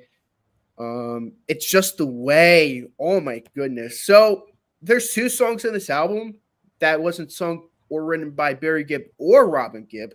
We got 2 Morris Gibb songs. And one thing you'll notice about the Morris Gibb songs when you listen to it, he is very Beatle-esque on the 2 songs he sung and written on this album, especially on this one. I definitely hear Beatle influence on this one, and I really, really enjoy it. It sounds like something George Harrison would write. If he was involved on this album, this sounds like something George would write. Remembering, it's a good Robin song. It's a good Robin song. I'll admit Robin is my least favorite of the vocalists in the band. I like his vocals, but it's always been my least favorite. He kind of has like, I have to be in the mood to listen to his voice because he kind of has this kind of voice. Yeah, like, yeah. Like especially on like the early 60s albums, like some of it was like yeah. I'm like, okay, Robin, maybe he was a little too much. I didn't really notice it too much until I listened to As It Should Be. He did like a track versus track, and he used to go in like, I'm not crazy about the Robin songs. I'm like, oh, really? And he's like, he kind of goes over kind of what I'm not into about him. He's kind of like vocals could be a little weird sometimes. Yeah.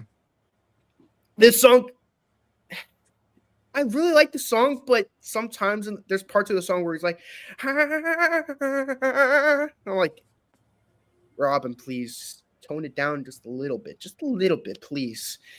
And then we get the next song, Somebody Stop the Music. We got Barry and Morris singing together. I'm like, okay, this is a lot better. Barry Gibb is definitely the best of the vocalists, hence why in their 70s period when they were at their peak, why he was doing all the singing. Because let's face it, he's definitely the best of the 3 vocally. Then you open up side 2, open up with my favorite song on the album, the title track, Trafalgar. Morris Gibb, man, another heavily in Beatle. Like, one thing you notice about Barry Gibb, Robin, and Morris, they have their own style of doing things. Barry Gibb, you notice he's more like the soulful R&B singer. Robin Gibb, he's more of like, I don't know what Robin is. He's just kind of like his own thing.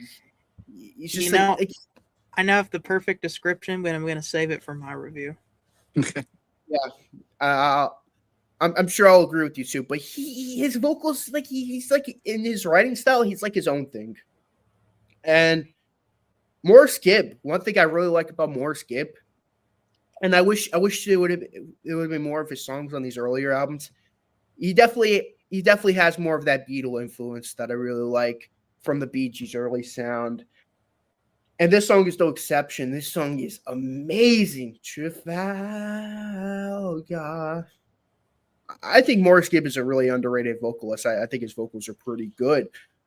I wish there was more of his songs than Robin's songs. If I'm being honest, I wish there was more of him than there's Robin in the. I think more about Barry than Robin than I do Maurice. He's like the third one that I don't know as well. I think he recorded a solo album around this time, but it was unreleased. It's called The Quiet One, and you could find like a version of it on YouTube, and it's good. There's some like it has that Beatle influence that I really like from his songs on the Bee Gees albums. But I'll admit, one thing I don't like about the album, the sound quality is horrible because it's unreleased and it's a bootleg. And it sounds like garbage. Yeah.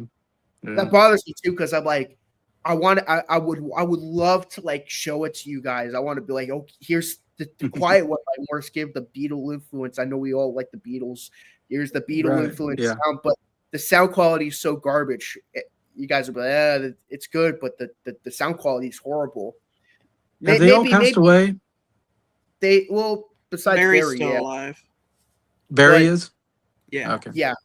I would love for one of the brother, like one of like the brothers, like children or whatever, to like say, hey, let's remaster that and release that. Kind of like Buckingham Nicks, like put an actual release out there with good sound quality. I'm telling you right now, once there's an official release of that album, The Quiet One, that's gonna be one of my albums I'm going to suggest for the album exchange because it's a really good album. It's a really good, underrated, kind of hidden album that I think everyone should know about. But right now, I'm like, I'm kind of like, okay, I mean, of course, you guys could listen to it on your own time, but right now, I'm kind of stay away from it right now, unless you don't mind the scratchy, noisy, bootleggy sound of the album. But right now, I'm like, don't bother.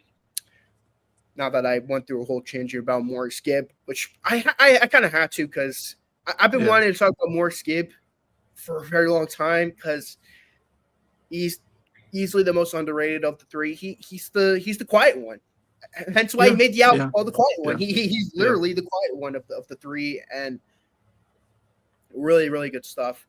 I mean, yes, one of the three did release an solo album in 1970. Of course, of the three that was officially made, of course, it was the Robin one. Robin, yeah. Because he went on Cucumber Castle. Yeah, called Robin's Reign. So if you want to hear more of the I like some of Robin's stuff. Yeah, I know Adam really likes Robin's Reign, so I think Adam thinks Robin is his favorite of the three, which to which their own. I'm gonna have to disagree with that, but he gets a lot better when he starts using his falsetto. He does. I started a joke, doesn't he? Yes. Yeah, that's one. That's one where he does. That's one where he does good.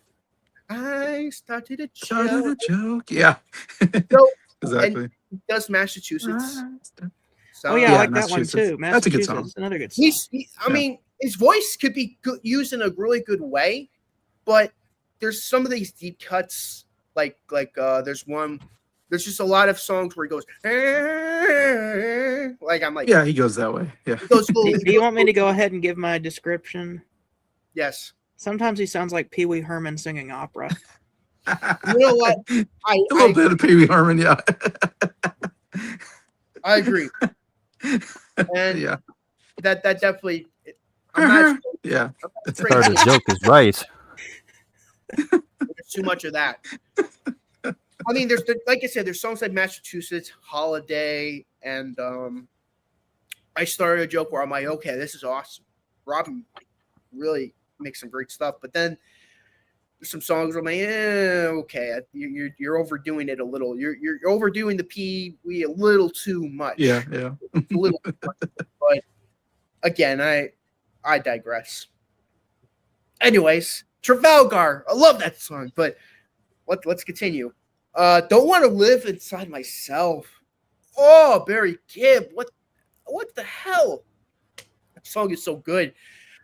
5 minutes long, but I really, really like it. It's, again, you got Barry Gibb. He's such a good vocalist. Like, you could sing the song, you could sing the freaking dictionary, and he'll grab my attention. He's such a good singer. But yeah, I really like that song. When Do I? That's a great song. Dearest, I enjoy. Lion in Winter, I think it's good. And Walking Back to Waterloo, I think that's a great album closer. Overall, I really, really enjoy this album. It's not one of my favorite BG albums because, again, it's kind of and I've said this before, this is my least favorite part of their discography. Like, in terms of like from 67 to 79 from Bee Gees' First Always Spirits Having Flown, it is my least favorite section of the Bee Gees discography. I just wanted to hear your guys' perspective on it because no one talks about this period of the band. I'm guessing from Jason's reaction, he's probably understanding why people don't think about it as much. But if the albums weren't so samey, like if there was a part where there was like a heavier song or like a song that picks up the pace a little, maybe the album would be more recognized. But that's my biggest issue with these three albums, from this to Life in a Tin Can. It gets very samey after a while. I can listen to this album and really enjoy it, but it gets to a point where I'm like, I want to listen to like Spirits Having Flown or Bee Gees First, because it goes all over the place. It's not the same thing over and over and over again, you know. But what are you going to say, Jason? You were going to say something. Yeah, what was I what was I saying? Oh, you're the biggest BG fan, I think, out of the group, so that makes sense. I don't think I've ever met a bigger Bee Gees fan than Nick. Yeah, we all like the Bee Gees, I think, but Nick's like the big BG fan, I think. That's because I grew up listening to them. That's kind of the reason why, you know. I do a couple other albums going into the discography, so it's kind of like I kind of have a bias going into the Bee Gees, because I've known them for so long. And this album is good. This is a good album, don't get me wrong, but it's not an album that I'll go back to on like over and over. Like there's albums I like more, like Odessa, Bee Gees First, Idea. I'm really getting into Idea. That's a great album. I really like that one. That's really Finding Gin and Whiskey Dry. Love that song. Thinking about it, I don't know why that didn't make my top 10 albums of 68. Yeah, I wanted that to be my list too, but 68 is such a loaded year. Maybe if I did it again, it might make it on there. But Idea, that album grew on me. Of course, Main Course, Children of the World, Spirits Having Flown. There's like albums that I would rather listen to, but this album, it's definitely my top 10 of the Bee Gees discography, but it's not an album that I go back to on its own because, again, it can get very samey. I understand why. If anyone gives it a low score, I understand why. It is a very samey album. It does. It kind of does sound the same throughout the entire album, so I kind of understand why. But anyways, enough of my rambling. My top 5. Number 5, The Greatest Man in the World. Number 4, Don't Want to Live Inside Myself. Number 3, Trafalgar. Number 2, It's Just the Way. And my favorite song of the album. I don't even have. It's kind of obvious what my favorite was going to be. How Can You Mend a Broken Heart? It's so good. It's such a good song, and I understand why this was the song that people knew off of this album. It's such a good album opener. As for my score, I'm gonna give this a 10 out of 10. Yes, I'll be biased, but I love this album. Even though it can get samey and maybe Rob and Ken rub me off the wrong way if I'm not in the mood to listen to his voice, but yeah, it's a really good album. I really enjoyed it. If this is one of your least favorite Bee Gees albums and you gave it a 10 out of 10, you must really like the Bee Gees. Give it 10 out of 10. I really like the Bee Gees, yes. I really like the Bee Gees. All right, Briar, what's your thoughts on Trafalgar? All right. So I was actually interested to check this out because again, I'm not as knowledgeable on the early catalog, and I remember. I think it was Nick that made a joke like, "Oh, it's like this album's like full of ballads, so therefore I should love this album." Um, That's right. so we'll see if The that's math. true. Is it too much of a good thing or what? All right. So I'm just gonna jump right in. Well, it goes without saying, first song, yep, classic ballad, and yep, I love it already. I mean, I knew this song already. You know, it's on. I have a compilation. I have a 2-disc compilation of the Bee Gees, and of course, that Okay. song is on there. So I knew that song growing up. And yeah, it's a classic. And Barry and Robin trading lead vocals on that song. Yeah. So yeah, not much to say there. Great song. Then we get to Israel. Very topical. Any case, not going to get into that. Barry on lead Let's hear your vocals. thoughts on geopolitics. I'm the worst person to talk about that. How about we talk about the Bee Any Gees case. song instead? Well, the way they Yeah, pronounce let's do that. the way they pronounce it on the song is Israel. I never Yeah. understand why Israel, not Israel. I don't know, Israel. That's probably the accent. Let's get some angry comments in this. Yeah. Stir the pot. That's kind of why I kind of briefly went over it. I'm like, yeah, Israel, that's a good song. Let's go to Yeah, this. let's stay away from politics. Yeah. Luckily, this was way before that. Anyway, any case, but Barry on lead vocals. Another really nice song. I like the piano on it. Nice string arrangement too. So I do like that song. Just it's a good song. It's kind of right down and smack in the middle of the songs though, but still pretty nice. The Greatest Man in the World.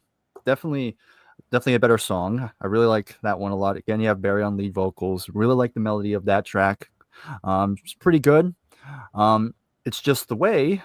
And yeah, you have Morris on lead vocals, which I will agree. I think especially as the decade goes on, he definitely doesn't sing as much. So it's kind of interesting to get a chance to hear more of his lead vocals, and I really like his vocals. I think it's pretty good. Very solid. Like the guitar yet again. It's kind of on the more shorter side, but it's kind of short and sweet. So I really like that one. Remembering the Robin song. I thought that was fine. I don't mind Robin's vocals, but I will also agree he's also my least favorite out of the three.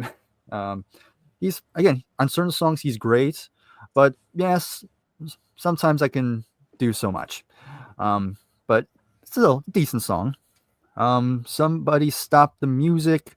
Definitely a more subdued sort of song. Pretty calming. There's a good bass lick in there. Oh, kitty. Anyway, I don't know how he got down here, but I got a cat down here. The door's closed. He must have snuck down here at some point. Must have. Yeah, that's how my all I was my like, kitties are. I heard something rumbling around. I'm like, what's rumbling around down here? I have the door closed. Yeah, that's how my kitties are. How did you get down here? Oh, well. Yeah, somebody stopped my music right there. In any case. So yeah, back to the song. It's definitely more in line with the last song. I like it, but it's not. I wouldn't say it's like overly memorable, but again, it's pretty still fine. But Trafalgar, the title track, you have Morris, and that's another song I really liked. I especially like the chorus of that one. Really like the vibe of that one. Good piano and guitar overall. And again, Morris does a really nice vocal delivery on that track. Don't Want to Live Inside Myself, the longest song, but another song I really liked. Again, piano is pretty good. Bass is a bit more up front. Chorus is good, nice harmony, and some strings. So that's another song I would say was the highlight. When Do I don't have much to say on that one. It was okay. It's definitely the song to me that stood out the least out of everything. But it's not terrible. And kind of the same thing I can say about Dearest. Again, it's fine. Don't really have much else to say. And you can kind of tell as this album's going along, it's starting to kind of, I can see the complaint. It's getting a bit samey now. again, this still sounds pleasant, but it's definitely an album where the energy is really, you're starting to feel the energy really going down a bit. Lion in Winter, again, pretty nice. Um, who's doing the lead vocals on Lion in Winter? Is it Robin? It's Barry and Robin. Yes. Barry and Robin. So I guess Barry sounded fine. I felt like Robin really stood out out between the two, and yeah, definitely was the strangest vocal sound on the album. Thank you. So I again, was it was hoping okay. someone was going to say that. Yeah. So yeah, it's definitely interesting, but it's also not one of my favorites either. Then you have Walking Back to Waterloo. Wow, before ABBA talked about Waterloo. Well, before ABBA was the Bee Gees, and before the Bee Gees was the Kinks with the Waterloo Sun. Waterloo Sunset. There you go. Brits love Waterloo. If there's Yeah. nickel, every time one of my favorite artists sung about Waterloo, I would have 3 nickels. Which is not a lot, but strings happen sometimes. What's the best Waterloo song? Yeah. Well, Yeah. I like this Waterloo, but obviously Waterloo and Waterloo Sunset are much better. Yeah. Yeah, I would agree. But that said, I think this song is probably the most dramatic sounding out of everything. I think there was a lot more to this one musically, I would say. But I thought it closed the album on a pretty solid enough note. So I'll just go right to my top 5. Number 5, actually my 4 and 5. I'm giving good love to Morris on this one. My number 5 is It's Just the Way, and my number 4 is Trafalgar. And then number 3, I'm gonna put Don't Want to Live Inside Myself. Number 2, I will go with The Greatest Man in the World. And yeah, my number 1, yeah, typical choice. How Can You Mend a Broken Heart? Now, in terms of my rating, because there's a lot of ballads, do I love this album? Love, I'd say not that far. I don't love this album because I will agree it does get samey at certain points, and sometimes the slow pace does kind of drag the album a bit more. But the vocals are still really good. Still has that BG sound. There were some, and the songs I did like are pretty good overall. And I don't think there's a song like I flat out hated. It's just overall a very pleasant album, all things considered. So I will give this a very good 8 out of 10. So yeah, pretty solid album. Okay, Jason, I'm ready. I was expecting Bryer to give it like 11 out of 10.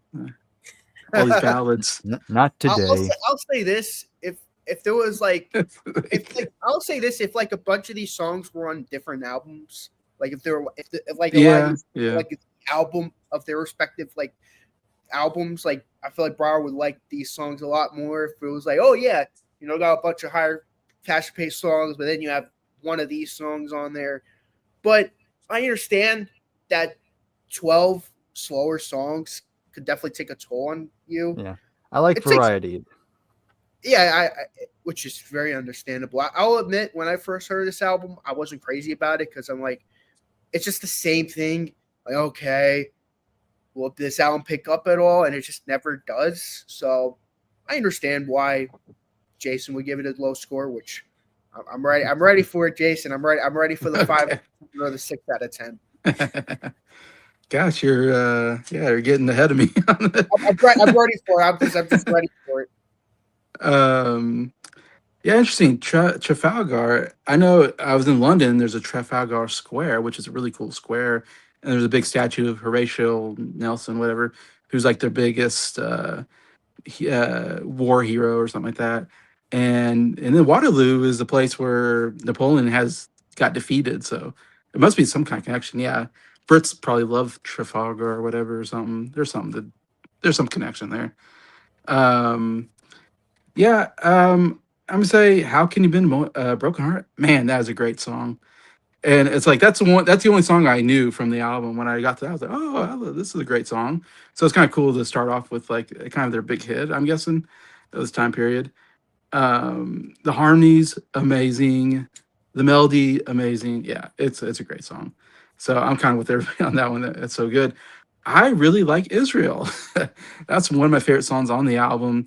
And I don't know if I heard anybody else so far really love that song as much as I have, but I thought it was a very catchy chorus. Yeah, I was really into this song. So really good first two songs. Then I would say it was like the greatest man in the world, just the way remembering. They're okay. And I think I'm kind of along with like every song's like a ballad. I started to get really bored.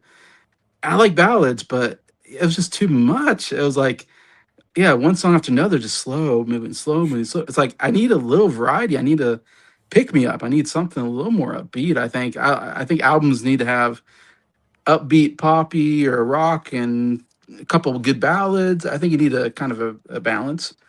And so what everything Nick said, he's right. That's how I felt about the album. It was a little too much the same. And it's not bad though. That's a weird because like vocals are good, the melodies are good, kind of thing. But yeah, at the same time, I got bored really quickly on this album, and I hated that, but it's true. Um, Trafalgar, I really like that song. That was a really good song. So I do like Israel and Trafalgar with like two great discoveries on this album for me. And then everything else was just really really boring. And I stopped writing notes. If I stopped writing notes on songs, that's probably because I just got too bored to write notes. So I don't remember much about a lot of the stuff, except for Lion in Winter. The vocals were so terrible. I was like, this is the worst vocals on the whole album. And this is the Bee Gees. It didn't even sound like the Bee Gees. And I was wanting someone to explain to me what is going on the song. It felt like they brought someone off the street to sing it. Like, hey, you random person, sing the song. Because I thought these are terrible, and they're good singers. So I don't know what happened. If I'm the only, and well, Brian mentioned it, so I can't be the only one. I thought, I don't know, Nick, can you tell me anything about that song? I mean, there's parts of it I'm not crazy about, but I don't think it's terrible. I mean, Okay, I don't know. it's It it's not. I mean, it's not what I expect from the Bee Gees, but didn't sound like them. I don't know. It was just like, what is this? I was like, that was weird. I don't know. yeah, I get what you're talking about though. Everything else was great as far as singing, except for that. That's the only song I thought singing wise, like, what is going on here? Anyways, yeah. So yeah, I'm sorry. It is a boring album. Uh, I love the Bee Gees' voices though, and they can make really great songs. It's just I don't know. Yeah, like what I said, it's just everything felt the same, the same, the same, and it's like I need some more upbeatness on the album. So saying that, my three favorite songs: number three, Trafalgar; number two, Israel; and I'm continuing the trend here. Number one, How Can You Mend a Broken Heart? So three in a row. That is the best song on the album. We'll see with Scott if we'll make this a four-peat, but yeah, I'm giving it a 6 out of 10. I'm sorry. I knew it was going to be a 5 or 6 out of 10. But you knew it was coming, so I knew it was going to happen. It's when I pick these albums, I'm not trying to like, which album is everyone going to love? I'm like, right. I just pick an album where I'm like, what album has no one listened to yet? Yes. Yeah, I just want to introduce you guys to stuff. Yes. Mainly when I pick Yes. mine. Like, exactly. These are like one and done kind of things. Like, I'm not gonna like pick an album where I'm like, I think we should do a series off this. I mean, obviously, I love to do a Bee Gees series, but I wanted to show you guys their melancholic period because I wanted to hear your guys' perspective of it because this is the best of the three. So if you gave this album a 6, something tells me the next two albums it's probably going to be a 5 out of 10, especially Life in a Tin Can. Life in a Tin Can, it's to me, it's an okay album, but for me to say it's an okay album, I'm just imagining Jason's gonna be like, this is a horrible album. So if you do us on that BG series, Jason, it's gonna be an interesting part of that series when we go through the melancholic period because it's gonna get brutal at times. Trust me. Well, all right. So we'll see what Scott says because so far we're kind of highs and lows on this album. Let's see if Scott makes this. I thought this was a great album, and it got me all hyped to listen to more Bee Gees. I've listened to their first 4 albums. I've heard Bee Gees first, I've heard Horizontal. Horizontal is probably my least favorite album I've listened to, but it still had some good stuff on there. I like Horizontal. Massachusetts. I Mhm. like what's the one? Lemons Never Forget. That's an Oh, underrated that's a song. good psychedelic Beatles influence song. Those are probably my two favorite on that album. But Idea is probably my favorite of their first four albums. I mean, it's got two huge classics on there. I Started a Joke and I've Got to Get a Message to You. But the whole album is really good. And then Odessa, which is kind of like their big like concept record thing. I was kind of hit or miss on Odessa. I still liked it better than Horizontal. I liked most of it, but it was just a little long was the only problem. First of May, and I forget what the other song is on that one. There's like two songs that are there's not really any huge hits, but there's like two songs that are kind of well known. I know one of them is called First of May, and I forget the other one, but I know those two songs were really good. Yeah, it's kind of like a deep cuts album, really. Like there's like big hits on Odessa. I liked a good portion of that album. I just thought it was kind of too long for that album. Felt a lot more samey than this album did, in my opinion. And that was a double album. I like this better than Odessa. Even though there was a lot of ballads on here, I felt like a lot of the material was stronger. Starting off with the very first song on the album. Oh, I'll get to that in just a second. I have not listened to Cucumber Castle. I skipped over that one. And there's also 2 years on, but those two albums are between this and Odessa. So so far you've listened to Bee Gees first, Horizontal, Idea, or Odessa, but then there's two albums in between that and Trafalgar, which is the 270 albums. Yeah, I've not listened to those ones. I probably will, especially if we're going to do a Bee Gees series, which I am all up for after listening to this. This has kind of made me want to get into the Bee Gees more because there was some really good stuff on this album. How Can You Mend a Broken Heart? You are going to think this is crazy. I had never heard this song before. Oh, okay. I'd never heard it before. So of course, when I open up iTunes, there's a star next to it. So I'm like, okay. Obviously, this is the big song on the album, so let's hear how that goes. Blown Away. I loved it. That's one of my new favorite Bee Gees songs. It is so good. I don't even think I can say much more. Other than when I heard that, I was just like, this is amazing. I need to listen to the Bee Gees more. And then it's a really good 1-2 punch because I thought Israel was a good follow-up song to that, kind of in a similar vein. Yeah. I think it took a little bit of a dip with Greatest Man in the World. Not musically, but lyrically, I just thought it was kind of dumb that he's like, I'm going to be the greatest man in the world because I have the greatest girl. I thought that was kind of corny. Like it usually I like sentiments like that, but I thought, it just felt fake. It's probably why. But it picks up right back with It's Just the Way. That song is amazing. Talking about Morris Gibb, he's probably the secret sauce of the Bee Gees here. He needs to sing more. He needs to write more. Remembering. I did not really like that song. I mean, musically it's pretty good, but you've got Pee Wee Herman singing opera on there. And I liked the Robin Gibb songs on Spirits Having Flown. We have a review of that album on my channel, and I said good things about the Robin Gibb songs on that album. But he sings a lot better in his falsetto. It's so weird. My two complaints during the disco period, I think Barry Gibb should sing less falsetto, and I think Robin Gibb should sing more falsetto in the early period. But then it picks up again. It's like every time there's a song that I'm like, oh, this one's kind of losing me. There's like an amazing song for the next one that catches my attention again. Somebody Stop the Music. I thought that was a great song. Then there's an even better song after that with Trafalgar. That was one of my favorite songs on the album. Very kind of grand. I like the orchestra on there.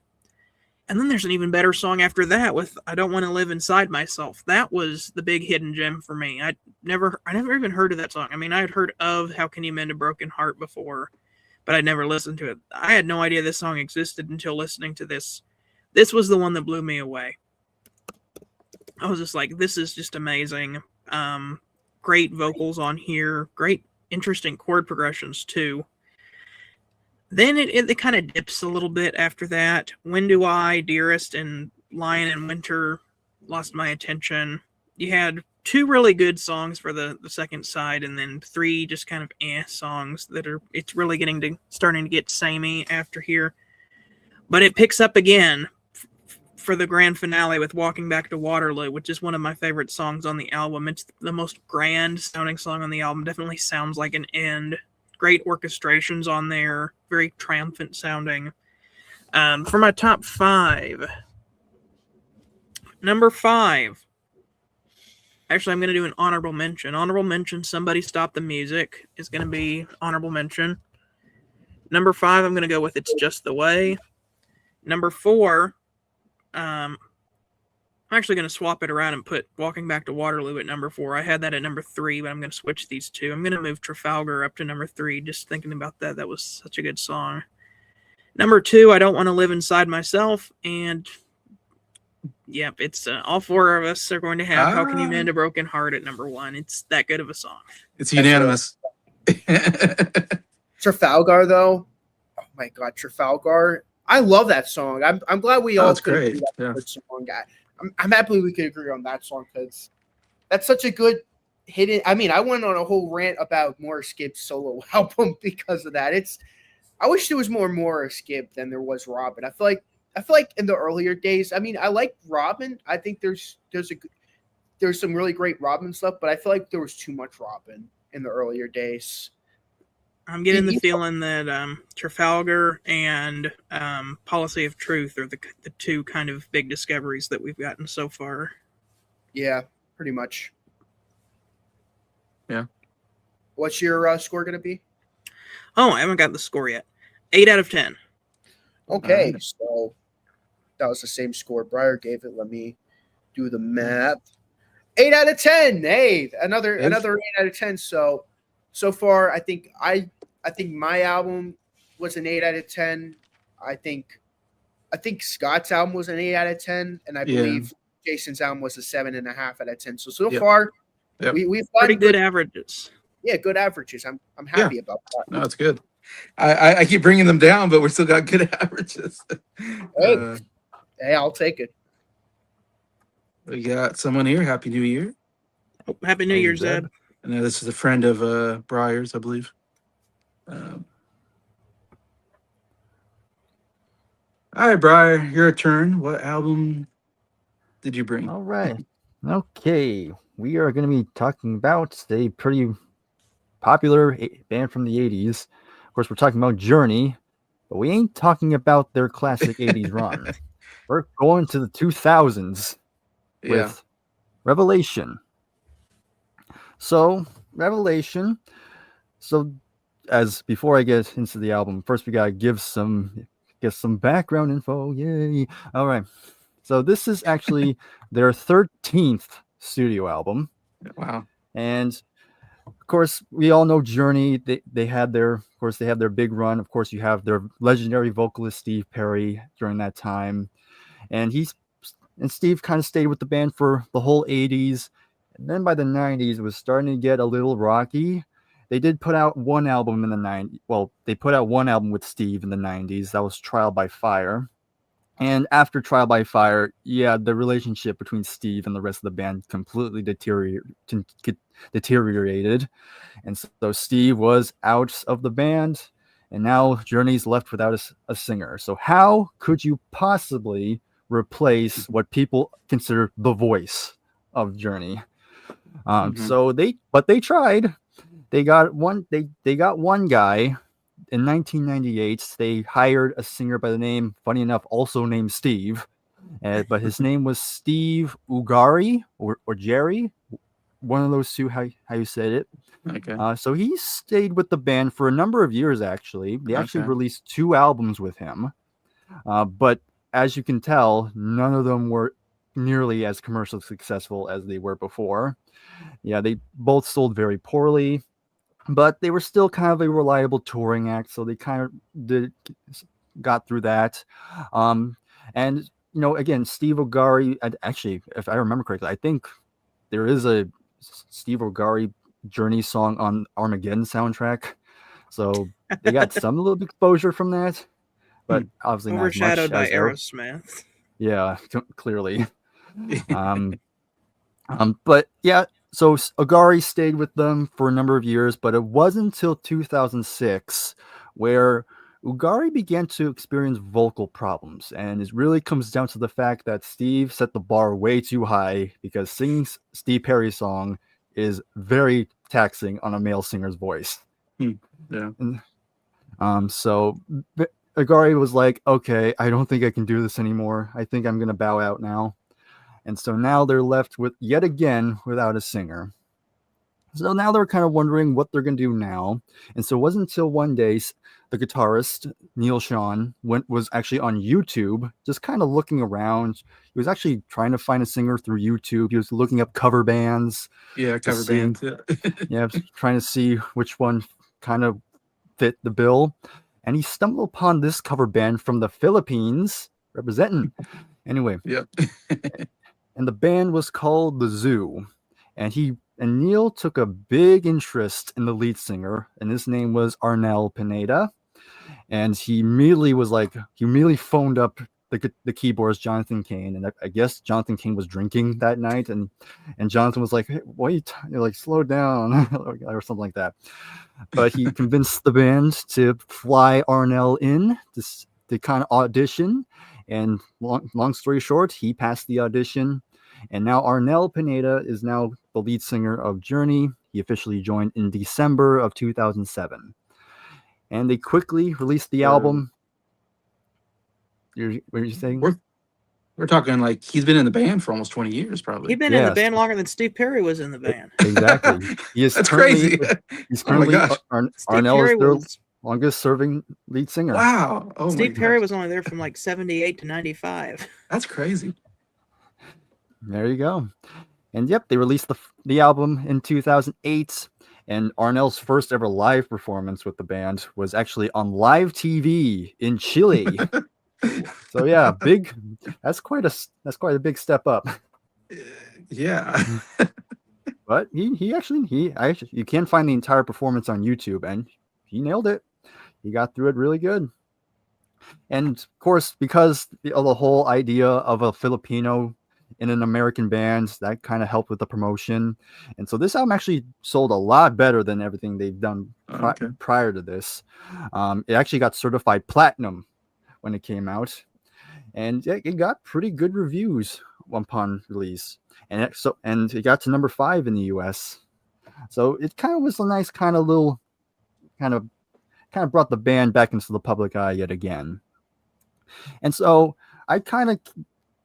now I'm going to say I've always heard about the whole, there's a whole idea like when a famous band loses their lead singer, there's always the discussion like, oh yeah, once a famous band gets a new lead singer, from that point onward, that band's nothing to me anymore. Like you see, with most cases, which I've always hated that mentality because I just think it kind of limits you on what possibly good music you're potentially leaving out. Like Linkin Park recently. Sabbath, for example, Sabbath was the big one. Ozzy Osbourne. I mean, Queen to some extent. I don't know. A little bit, but that's kind of a separate thing. It's kind of separate it's a thing, separate honestly. thing. Yeah. One of the big examples I can think of is people were like, how was AC/DC going to continue when Bon Scott died? And then Black and Black comes out like, oh, well. They're pretty good. Yeah. That's one of the cases where it actually worked. But one of the cases where it didn't work, trying to think of an example where it didn't work. Oh yeah, Genesis Phil Collins to 100%. Ray Wilson. Oh yeah, Calling All Stations sucks. Yeah. So I was kind of interested to check out this period of band because again, Filipino representing. So I checked out the album and I was pleasantly surprised. Like I think Arnel does a great job. And he does a really good job filling in the shoes. He sounds similar to Steve Perry, but I think it's just different enough where it's not like a carbon copy because that's the one thing I hear from people like, oh, he's just a Steve Perry wannabe. Which I don't hear it. I don't really hear that much Steve Perry aside from maybe how they sing certain songs, maybe a little bit. And of course, I can still hear his accent a little bit coming through. So again, I don't think it's like a carbon copy. But I just think he has a good voice in his own right. And I think he's carried the torch for over 20 years now. and he's still going. And you can still find live footage of him. I think he still sounds great after all this time. Like there's not as much wear and tear on his voice. Again, Filipinos, we know good taste. Yes, it's very true. Yes. So onto the album now. So it starts out with Never Walk Away, and right off the gate, just a great guitar riff from Neil. I mean, throughout the entire album, you still have Neil Sean, and his guitar playing just goes without saying. That's like one of the big driving sounds of the band. And it just sounds like classic Journey musically. Great drumming on here. Again, a nice, really good, catchy chorus to get you going with an excellent guitar solo. It's just a great way to open the album, sets the tone really well. Then you get into the next song, like a sun shower, which is kind of a more ballady sort of thing, with the piano is a lot more prominent, and I think the piano sounds really lovely. Again, nice little playing from Jonathan Cain on here. And again, I think Arnell delivers these more ballady songs really, really well. I really loved his vocals on this track, but in particular, and even got a little bit organ in the mix, and another good chorus. And then we kind of bring the energy back up with another rocker with Change for the Better. Again, good upbeat song, really solid beats. Again, really strong chorus yet again. It's a fun song overall. And then Wildest Dreams, probably the heaviest song on here. Probably in terms of the guitar at least. But there's still got a little piano underneath. And of course, again, pretty solid. Kind of your more typical rock, some you can say a little bit more on the generic side, but I still think it's pretty decent overall. It's not one of my favorite songs, I will be honest though.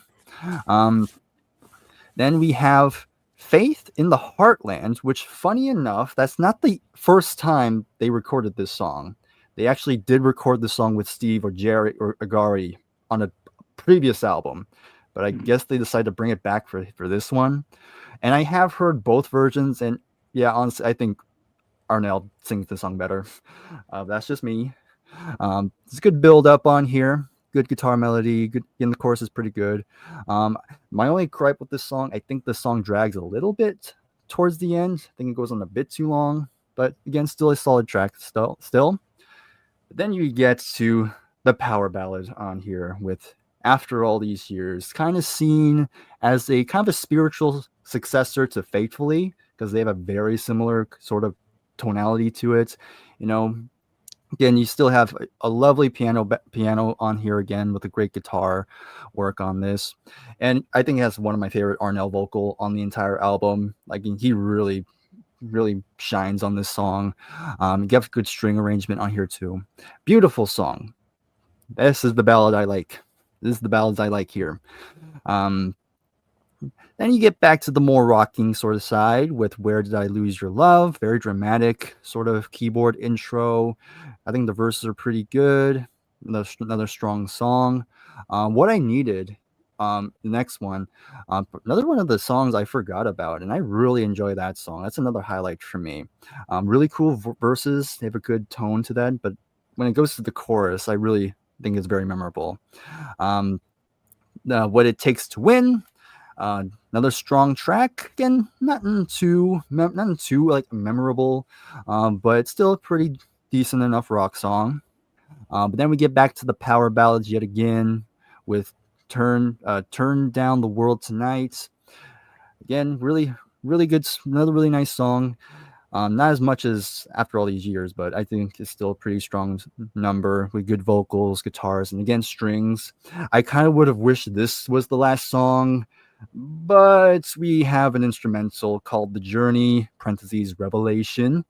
And it's pretty much just a Neil Sean guitar, kind of spectacular. If you love Neil Sean guitar playing, then you'll probably enjoy this one.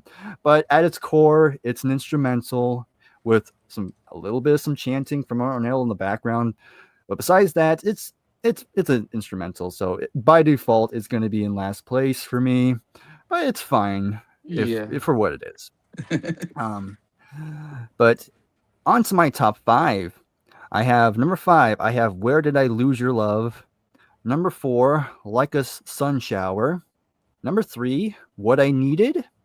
Number 2, Never Walk Away. And here comes my sucker for ballads coming back in now, after all these years at number 1. And we get to the rating. And is this on par with the Steve Perry material? Maybe not necessarily. Maybe it's not quite up to that level. But I just think it still sounds like classic Journey. It still has that Journey sound we all know and love. And I think there's still some really strong stuff in here. So with that said, not quite a 10 out of 10, but I'm going to give this a very good 9 out of 10. So that is my review on Revelation. All right, what a revelation from Bryer. Haha. Fun. Yeah, wow. This album, oh my gosh. And I should say, there's a documentary I saw a little while ago all about this lead singer getting I've seen picked it. for. I've seen it. It's a cool little documentary. I can't remember where I saw it, but I saw it somewhere. You can actually find it on And YouTube for free, I think. you find YouTube. Oh wow. Yeah, I think It's a cool aptly documentary to titled check "Don't out. Stop Believing." I won't stop. Okay. Yeah. Yeah, and it's so cool to see this guy. He's in the Philippines, singing in a bar or something in the Philippines. And it's like, hey, let's, now you're on the big stage singing for one of the great bands, one of the huge bands of all time. That's insane. It's like, hey, Scott, Rush needs a new guitar player for their new tour, or Bryer, we need a new bass player for the Who tour. It's like, what? Like, I can't play on that level, but this guy, he totally nailed it. I can't believe how good he is.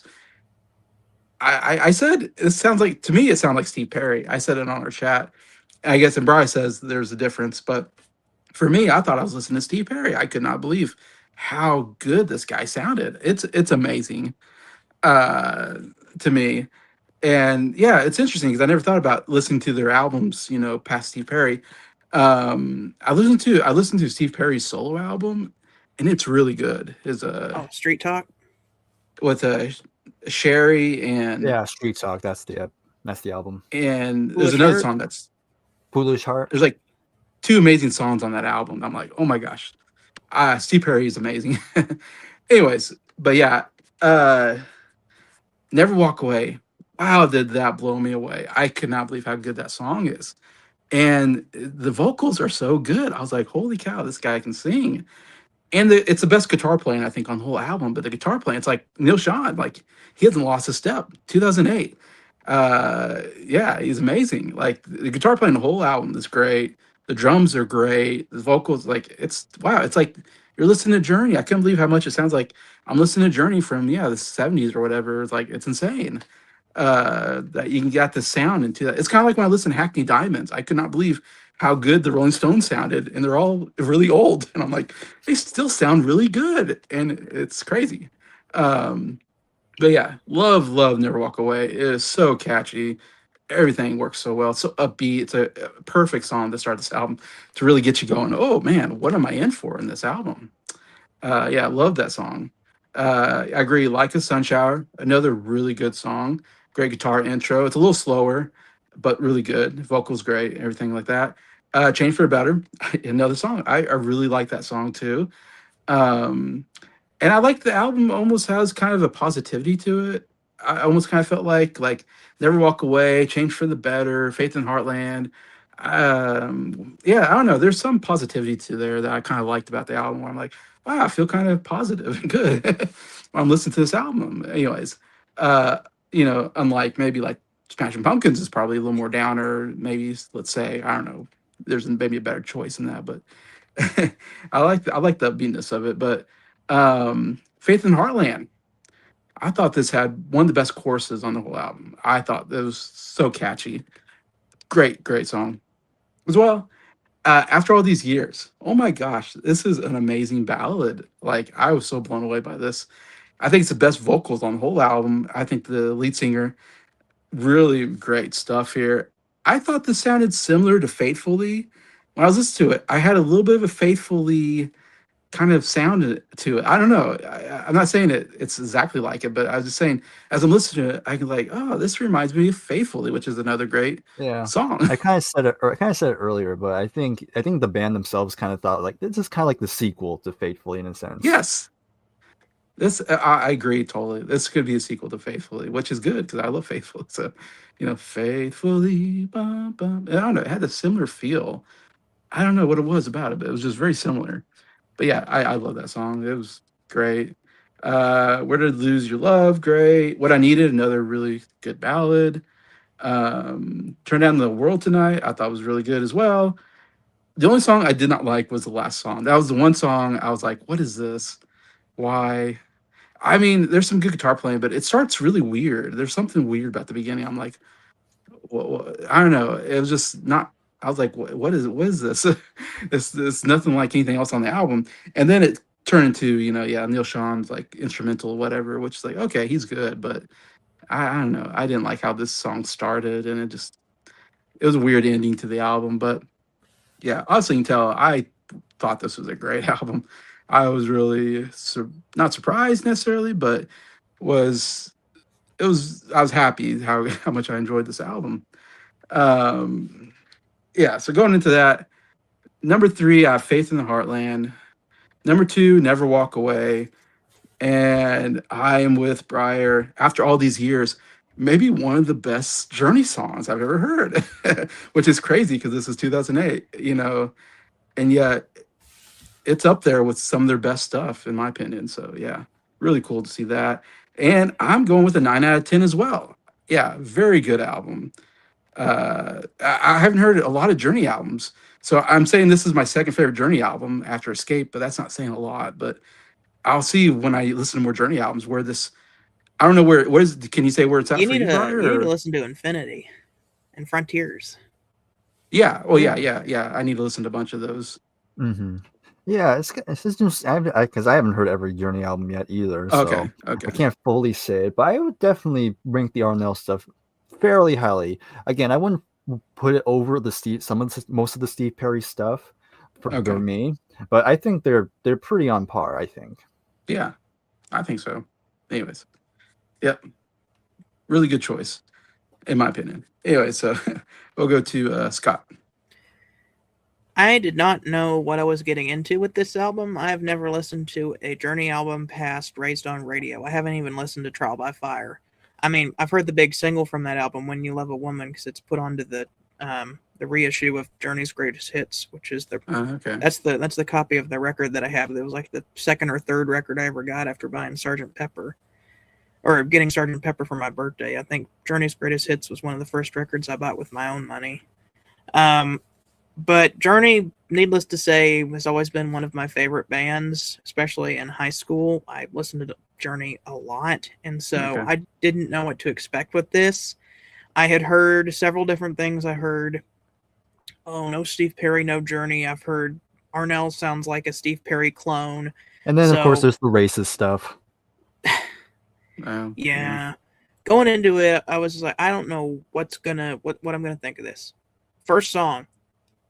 Arnel Pineda is a great singer. I think he's a really great singer. I think he's a perfect choice for the lead singer of Journey now. Yes. His voice is very similar to that of Steve Perry because of how high he sings, but I can still hear enough of him that he puts his own unique stamp on the songs, and I appreciated that. I was afraid that this album was going to be, this guy's just a Steve Perry impersonator, and it's just going to sound like, Bargain Bin Journey or Journey cover band or whatever. No, this had enough of Arnell's personal stamp on it that I can confidently say that this is not just them trying to, conjure up the sound of Steve Perry. It sounds like Journey, but in the 2000s, and I mean that in a really good way. I definitely enjoyed this record. I feel like it was a little long, maybe 2 or 3 songs too much, but wasn't this like a Walmart exclusive album when it first came out? Yeah, this was, and also it came with a bonus disc, and I said it earlier. It comes with the second disc is just them re-recording their hits. Yeah. I mean, it's interesting, but not essential. And then they also come with a free live CD. Okay, because I was gonna say, like, I don't want to hear Arnell re-sing their greatest hits at studio recordings for disc 2. If they would have thrown in I was gonna say if they'd have thrown in a live concert, I would have much rather had that. But if there is a live concert, then forget about that, because a live concert is probably what they should throw in as the bonus disc. Yeah, I would agree. That would be. I'd much rather. That was a weird thing they did. I think Foreigner did the same thing when they got their new singer. I'd much rather see get a live concert disc than a studio disc of them redoing their songs, because live it's like, this is them in their most current performance of these songs on the road. Like I would much rather listen to that than studio disc. It's like I'm always going to go back to Steve Perry, but it's like if we're going to listen to, this is Arnel Pineda singing "Don't Stop Believing" in 2008 or 2009 or whatever on their most recent tour. That would be a lot more interesting. But what we're in this album for is the first disc, the studio album. And there was a lot of songs that I really liked on here. A lot of these songs give kind of a vibe from Journey did an album in the late 80s called Raised on Radio. Half of the songs were like rock songs and half of them were like R&B songs. And the songs on this album give the same vibe as the rock songs on Raised on Radio. Kind of like The Girl Can't Help It and I'll Be All Right Without You are good examples. I mean, I like those songs a little bit better, but maybe it's just because I've heard them more. I needed to listen to this album more. I feel like I would like this album more if I listened to it more. The songs. Never Walk Away was a great opener. As soon as that song started, it was like the band's back together. It's like, I mean, I know it's not Steve Perry, but it's like, this is the sound of Journey. Journey... I can only imagine people getting this album and it just being like, this is a great comeback for Journey.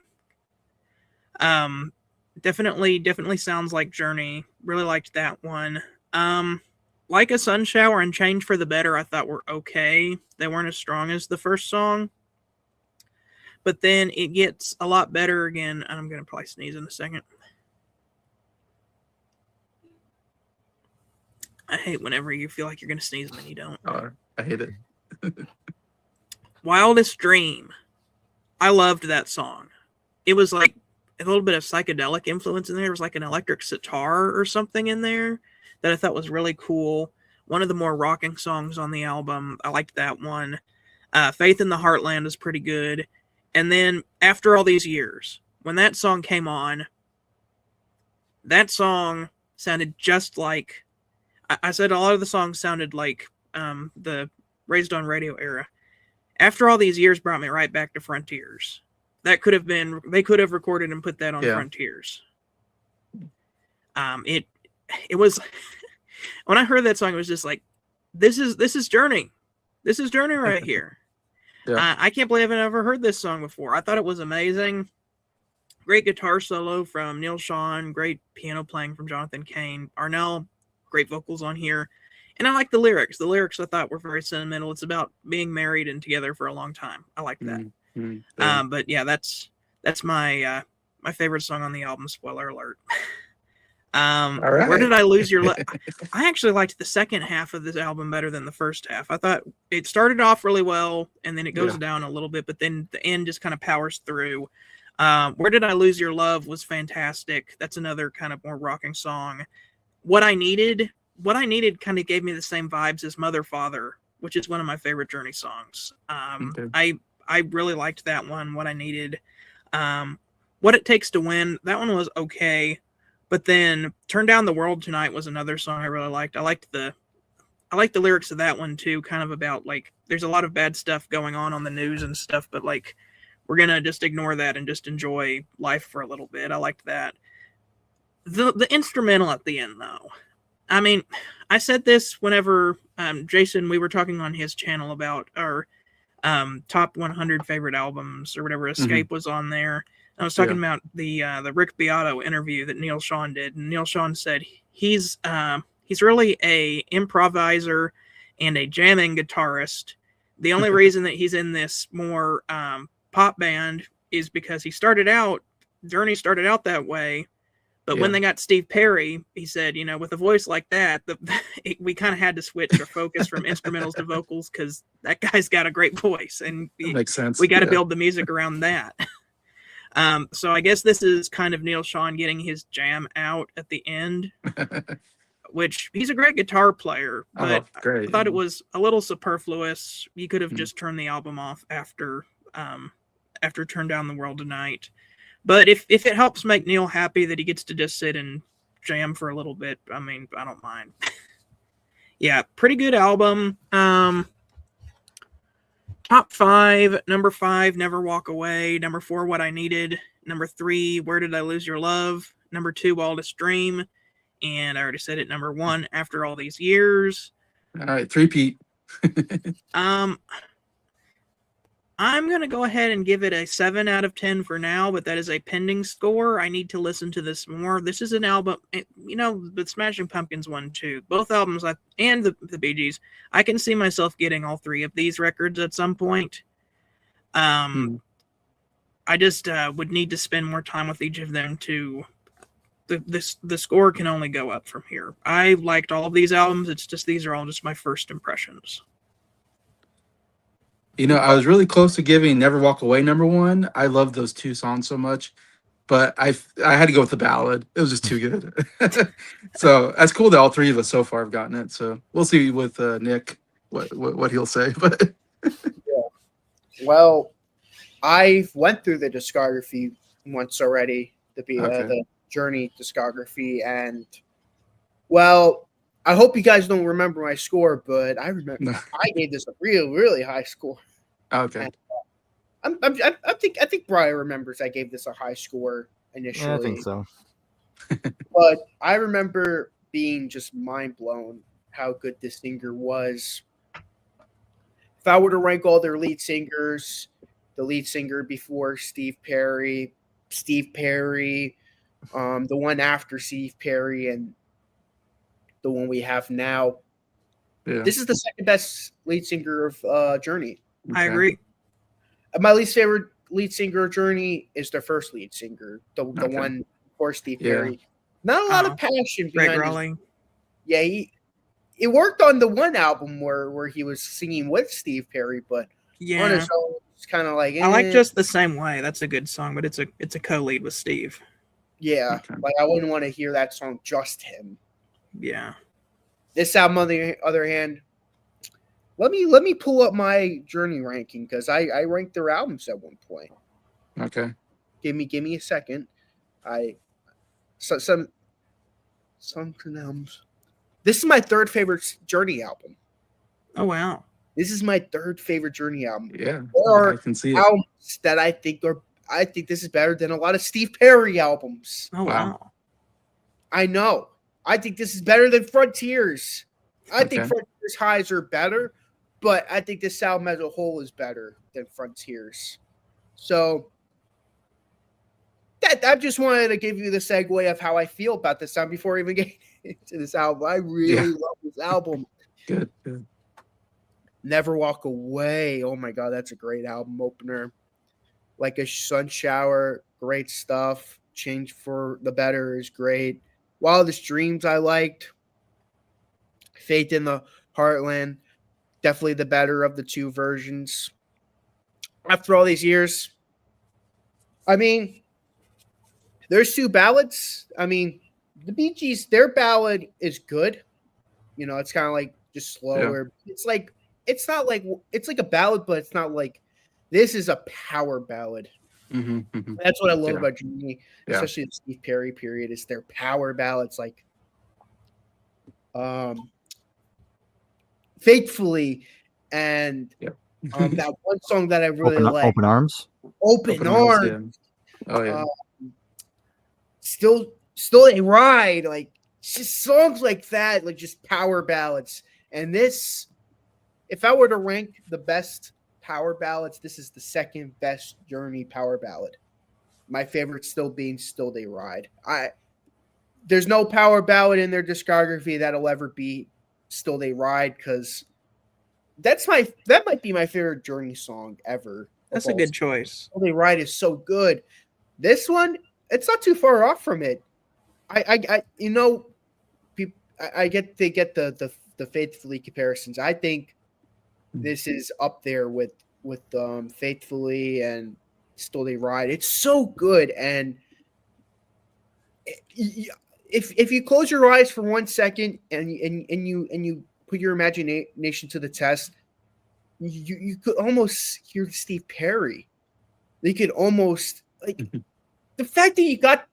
I didn't know we got them from YouTube. Like the fact that you found them on YouTube, it's just crazy to me.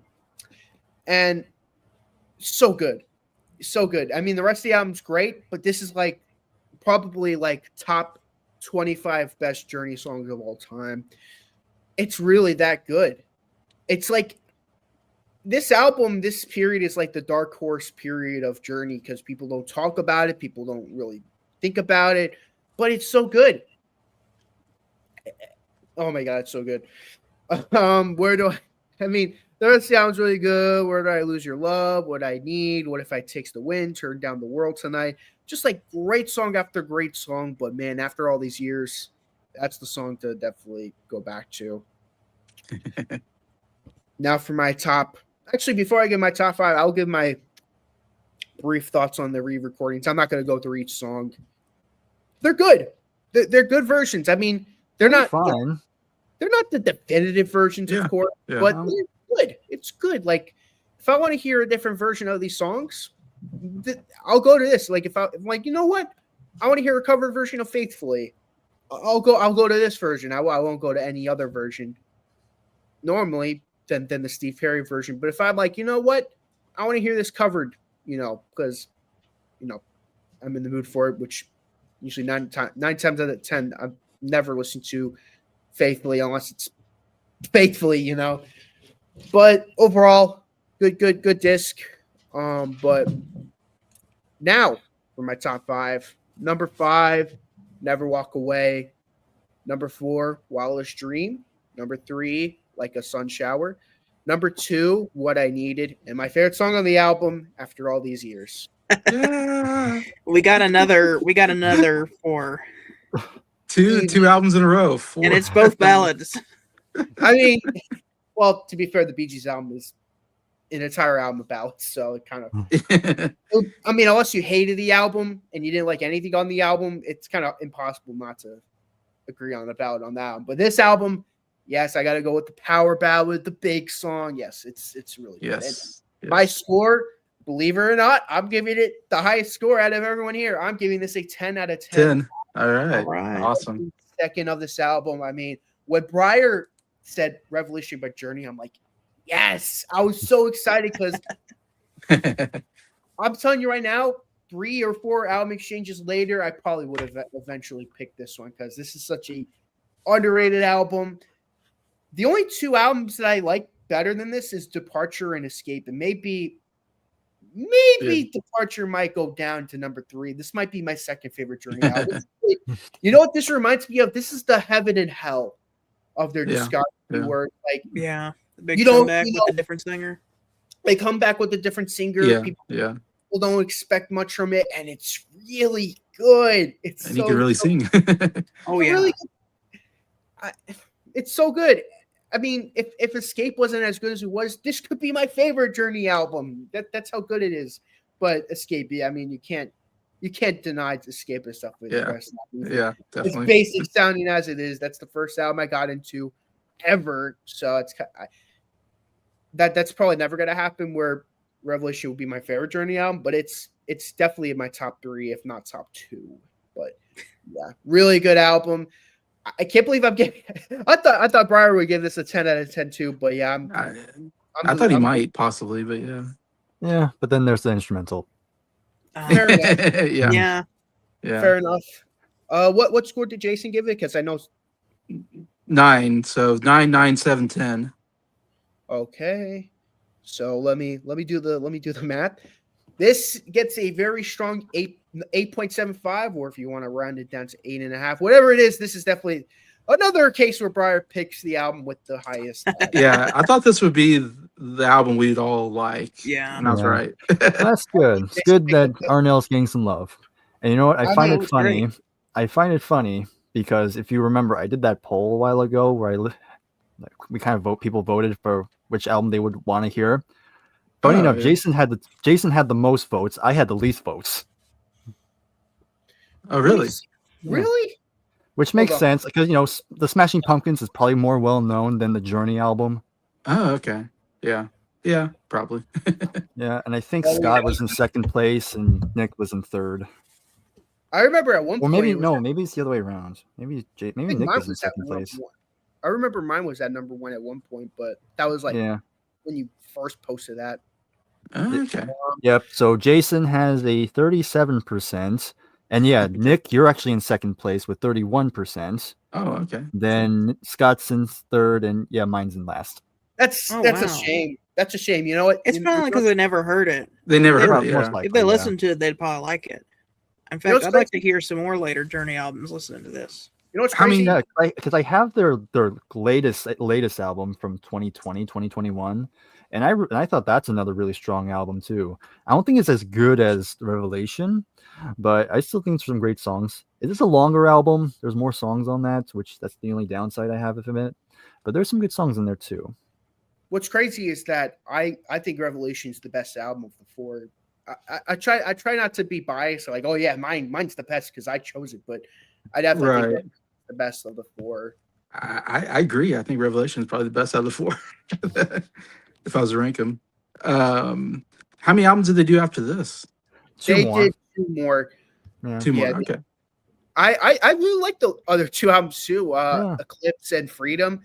I remember this, to be honest, Freedom's the first album I heard from the new singer, and I was impressed on that album. But then when I heard Revelation, I'm just like, I was fucking mind blown. I was like, whoa, this is like Steve Perry quality stuff. Like, what? What have I've been listening? How have I not listened to this album? And then I'm like, oh yeah, because it's not Steve Perry, so it's probably not gonna be as good. But yeah, it's really good. So, do you think Journey fans are divided in this period, or are they? I'd say it still is. I mean, I'd say it's not as bad as it once was. I think it's mellowed out a little bit. But if you go to like YouTube, like Arnell videos, you're always gonna find the comments saying like, "Bring back Steve Perry" or something like that. Yeah, he's not coming back. We all know that's never gonna happen. That's not gonna happen.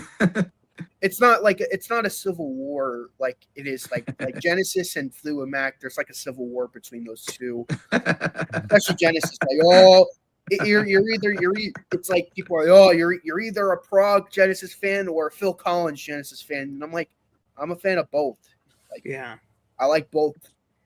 I like both those styles. Leave me alone if I'm listening to The Lamb one day and then Invisible Touch the next day.